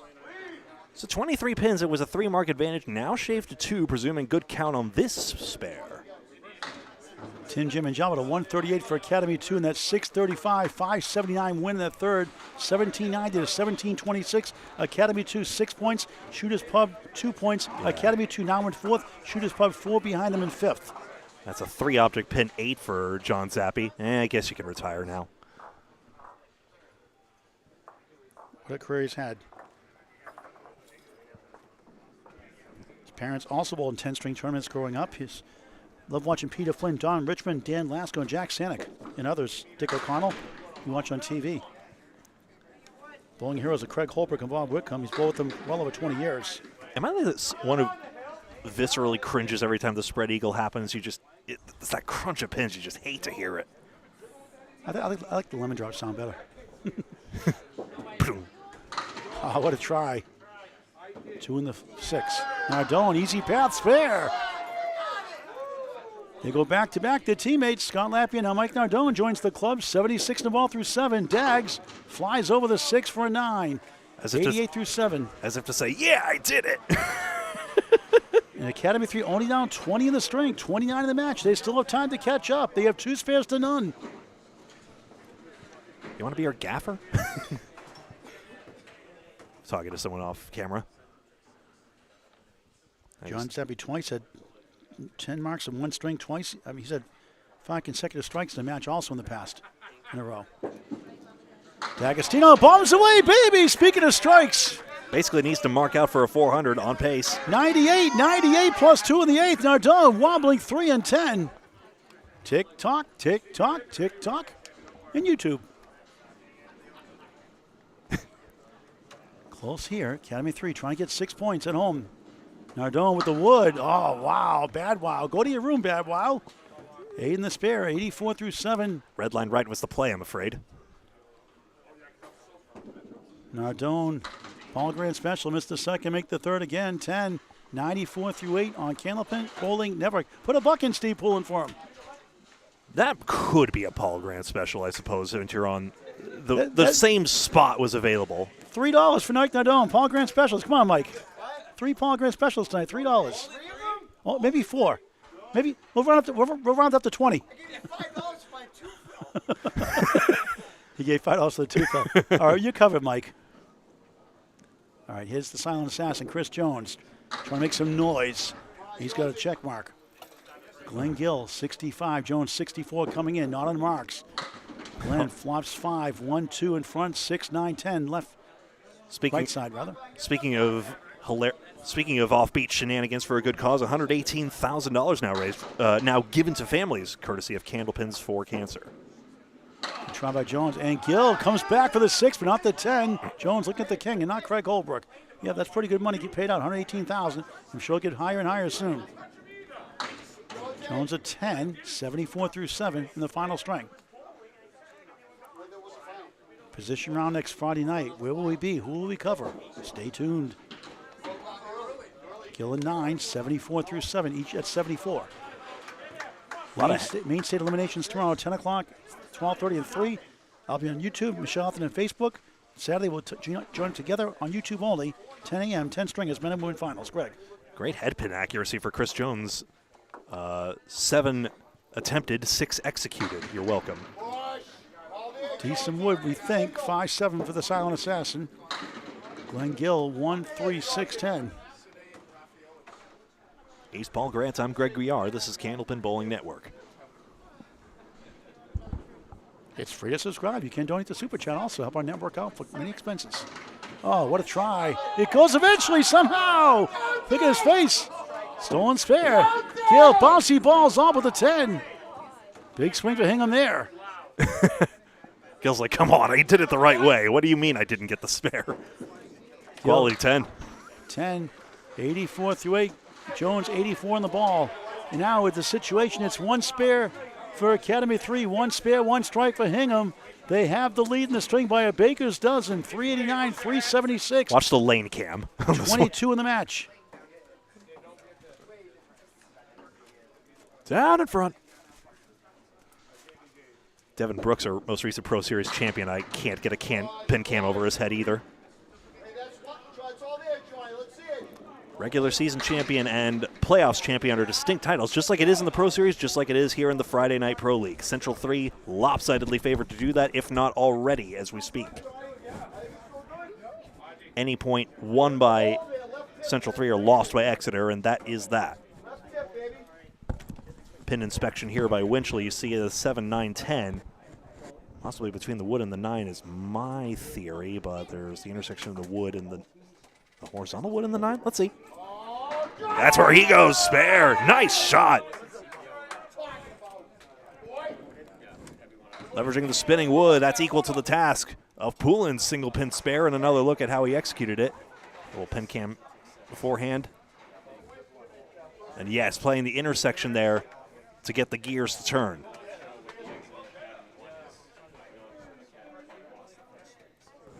Spare fills here. 13 pins plus a mark for Hingham. They still lead by 3. Has to be filled. This one gets away. Chance for Poulin.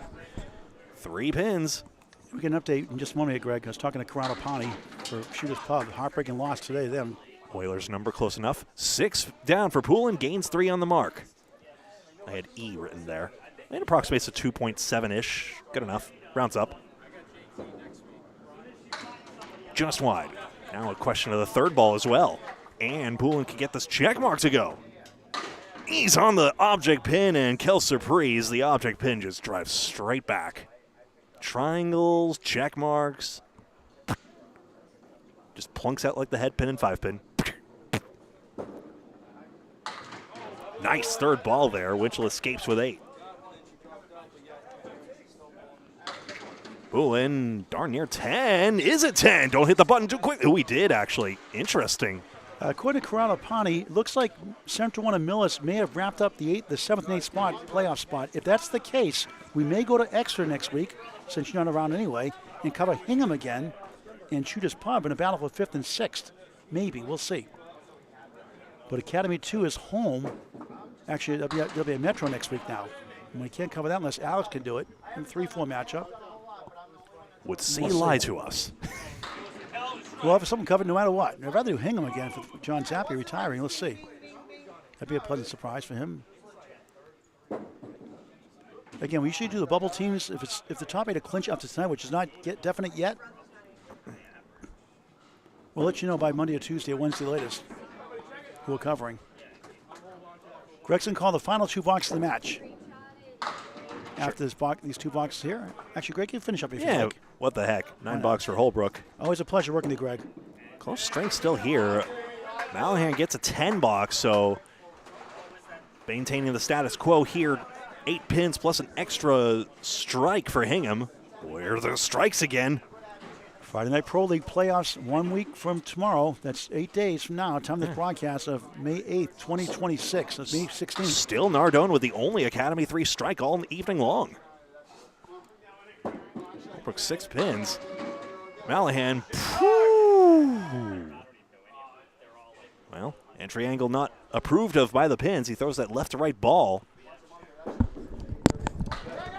Holbrook too thin somehow.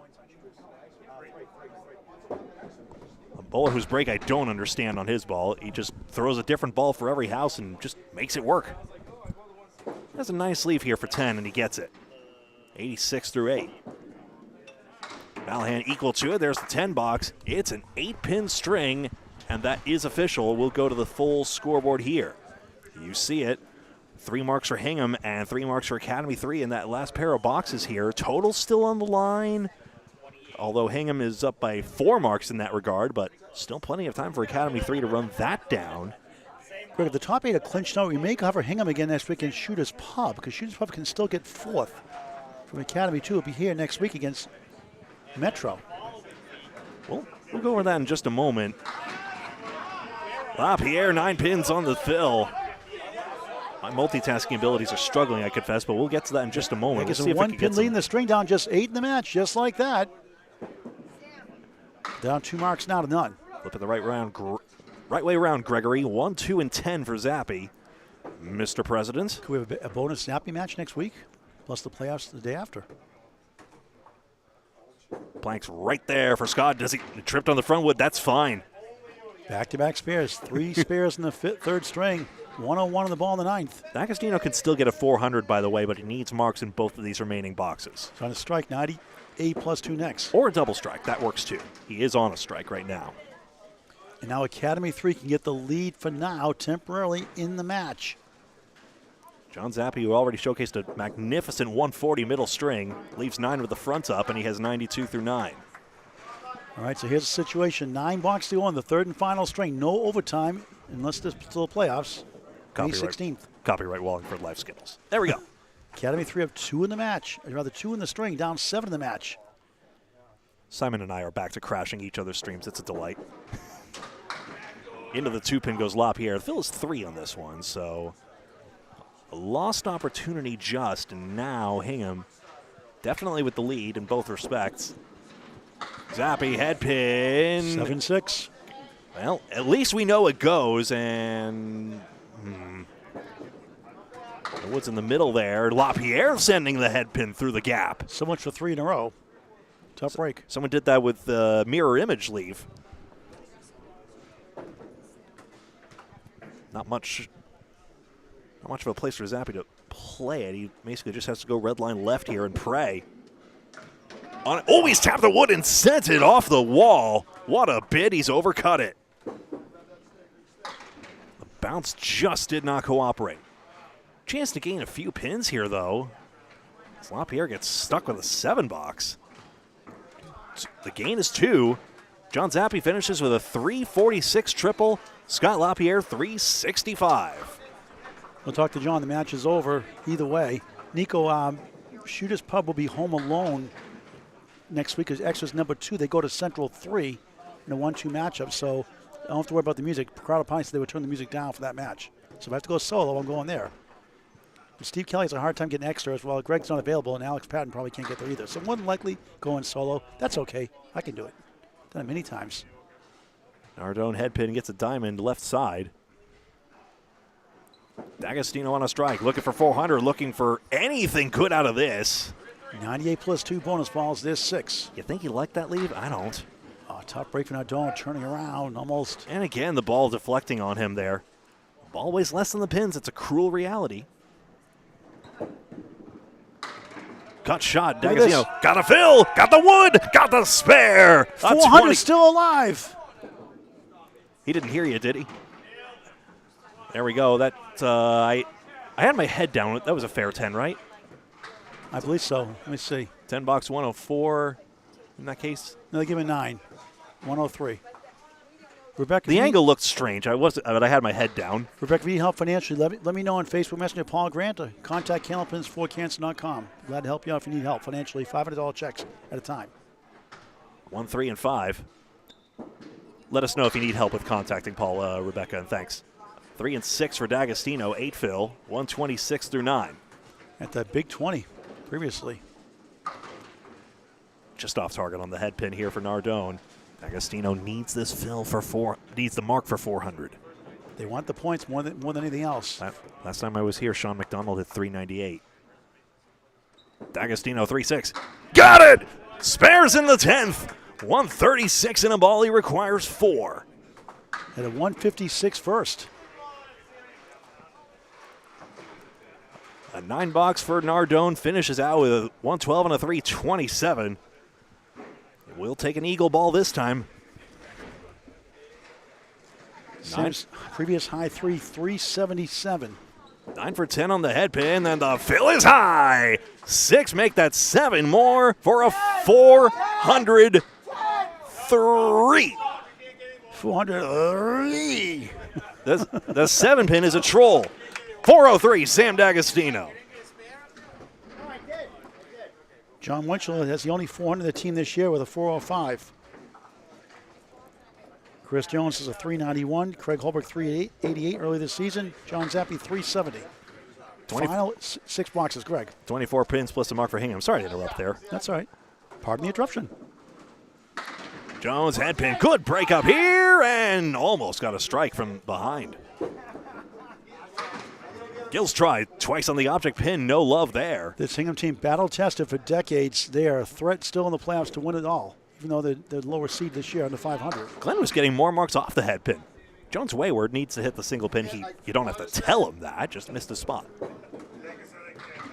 Wood sweep was a good idea by Gill, but missed it and gets an 8 box. It's just a moment ago, Academy 3 had the lead pretty much in the match, or close to it. Now Hingham sends it north to 34 in the string. All of a sudden, 43 in the match. Is a miracle zone time yet for Academy 3, Greg? On the doorstep.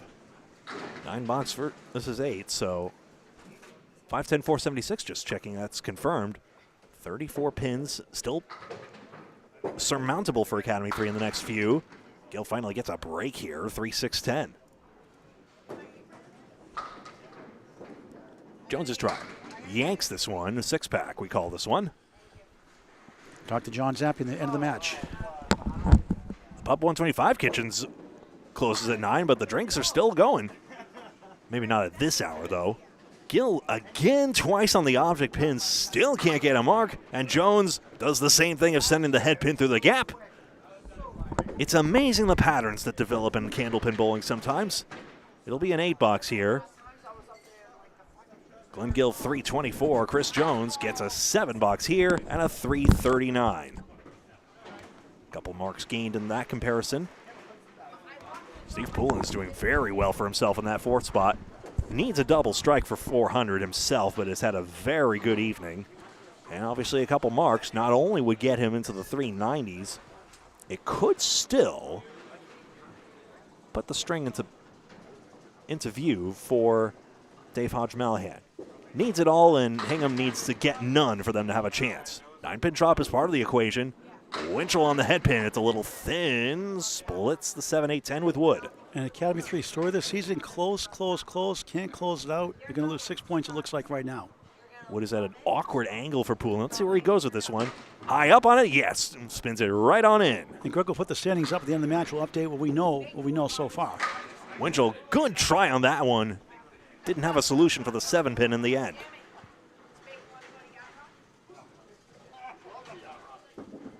Nico, if you could see Paul beside me, he is texting and networking frantically to try and wrangle in some scores here.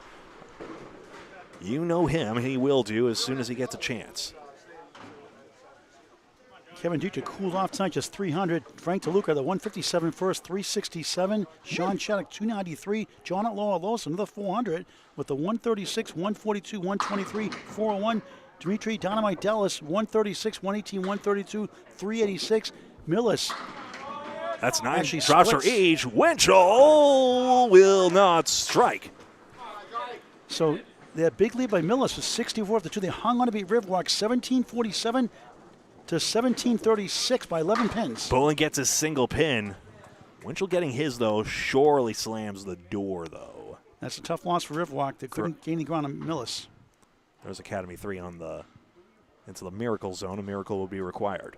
Wood is not frozen, not really into the picture here. Winchell gets it, though, and that should be very good for Hingham. It has to be filled. That's part of it as well. J.J. Trigley led Riverwalk 373. Jeff Bugia 320. Anthony Delmonico 335. Peter Crawford Jr. 351. Mark Ritchie 358. But Millis wins it barely by 11 pins and a 4-4 tie. So Millis doesn't lose any ground on Riverwalk. Depends what Central won below them. Standard gutter clearance by Poulin, and we Academy 1 Lafayette also. last mall's here. Next Saturday, good luck tomorrow. So Nico wants clarification. Are we saying the top 8 are locked in all told, or based on what we're hearing anyway? Still calculating. It's a lot.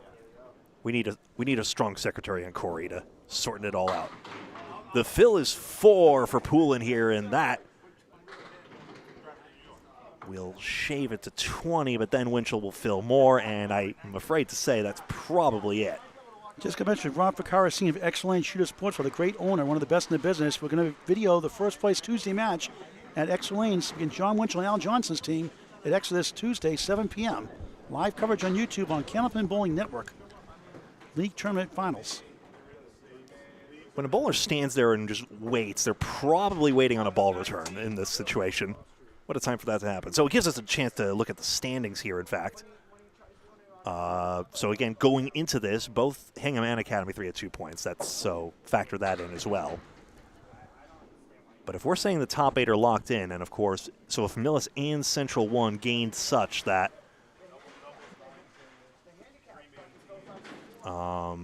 they're ahead of what would be now an 8 points remaining, 1 week, 8 points remaining threshold going into position night, and consider that 7 plays 8, that we may have our top 8 locked in, but we will see in just a moment.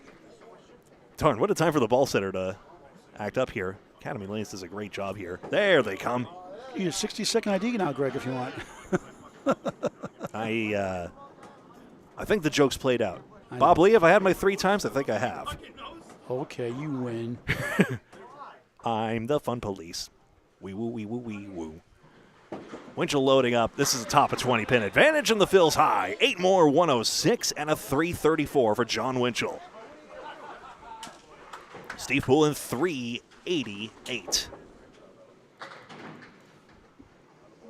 To the last 2 bowlers here, Mallahan requires a double strike and for Holbrook to not mark. He can throw some explosive balls. I tell you what, this one is the Four Horsemen. Still technically not over yet. On this John Zappi celebration night, Hingham will indeed be heavily favored for the 6-2. See about this mark here. Hodge is not going to run the 10-pin. A corner pin that Holbrook is missing on his side. Hingham clinches 6 points. Yeah, and he spares. And I tell you what, the ball might have deflected in front of the 7 spot. The camera is right there yet once again. Hingham strong as usual down the stretch. They take 6 points. We'll talk to John Zappi in just a moment. Where does the ball go? Does it go over the 7 spot? Does anything? Maybe it did, actually. Just an interesting difference there. The only match we have officially is the Millis match with the Academy 2 beat Shooters Pub 6-2, and Millis split 4 and 4th Riverwalk by 11 pins total. Hodge 9 in the 9th, that actually is, excuse me. Thank you, David Gollins, for the kind words always. That's according to Corrado Pani, Nico. I can't confirm or deny that, so we'll have to wait to see. Oh, that's a spare for Hodge on the end there. We're playing out the string here. Team Hingham out of South Shore Country Club has won this match 6-2 on points. On John Zappi night. And what's John's 3-string total, Greg? John Zappi, 346. That's pretty good. Well over average. What do you watch for him? Holbrook, 345, about his present-day average. 115.3, not bad, and maybe his final. Another man whose legacy is not in doubt. There's a banana split by Casey McCool. He's full. He's full. He's full. Always hungry and growling. No. Stop. He's full. He's full. He's never full. Said. He's always hungry. He's always growling. Can you do a grr? Sorry, Casey. Paul says it. That's what goes. All right, final scores here. 565 to 542 in that final string. 6 points to 2 for Hingham. That was a great series for Sam Dagostino. Trisha alongside as well, but of course we're going to get to the man of the hour, John Zappi, in just a moment. And then we'll have statistics for it. Stand by, just have to shuffle the microphone. Come on, he needs more wire. Yeah. Well, don't just stand there. I'm helping. I'm helping. John Zappi, congratulations. A good performance. 115.3 average. Not bad. You still have it. Not bad. I had it for 1 string anyway. Yeah. You know. Well, it takes sometimes, right? Yeah, that's all. You're showing your championship caliber again. Always clutched on the stretch. They had you. They're right there with you again. That's the story of this season. They've been a lot of close matches. You pulled away at the end. How do you guys do it all the time? That's just how we're built. That's how we're made. I mean, we've been bowling together for so long. We grind and grind and grind, and we just keep doing it. And you know, sometimes it pays off, sometimes it doesn't. But I believe in the more you grind and the more you really put it down, you're gonna win more than you lose. Sam Dagostino's 403, big fuel for your team tonight. That was awesome. He bowled great tonight. He was throwing a great ball. We needed it all because we needed to win this match tonight. You know. Outside chance, because if there's a top of the clinch, we may cover you next week after all. Shooters Pub, maybe, on my own again, but Greg's not available next week, so we'll see. But talk about your TV days. Maybe 3 favorite TV moments. Oh, God. Well, one of them was against Craig. I mean, when I threw a big 400 against Craig, that was a good match. My match with Dan Gauthier, that was awesome. That was such a great match. We both threw a 172 game, the last one, and I ended up beating him. I mean, he threw 290 something. I threw 310 or 311 or something. Tough luck losing him. Yeah. So that was one of my great matches. I've had a lot of them. Proudest moment in Candlepin bowling? Proudest moment in Candlepin bowling. I don't know. Maybe you'll see next year the proudest moment in Candlepin bowling for me, if it happens. Okay. How about a 3-letter word? Wow. All right, John Zappi, great guy. Or Zap. Congratulations, John Zappi. I love that. That's a great answer. Thanks for watching this great and unbelievable game of Candlepin Bowling on Candlepin Bowling Network. Don't forget the main state open eliminations, 10 o'clock Saturday and Sunday, 10, 12, and 3:30 tomorrow. Live coverage on YouTube. Myself, Michelle on Facebook. Tomorrow, Greg Gouillart wraps it up. Thank you very much for watching this presentation. Thank you from all of us here at Candlepin Bowling Network for watching this presentation of the Friday Night Pro League. Thank you, Mr. President, and thank you all for watching. We might get it next week now. Tune in tomorrow for another great match, main state open eliminations. But, yeah, that's enough tomorrow's for tonight. We appreciate you watching, and until next time, so long.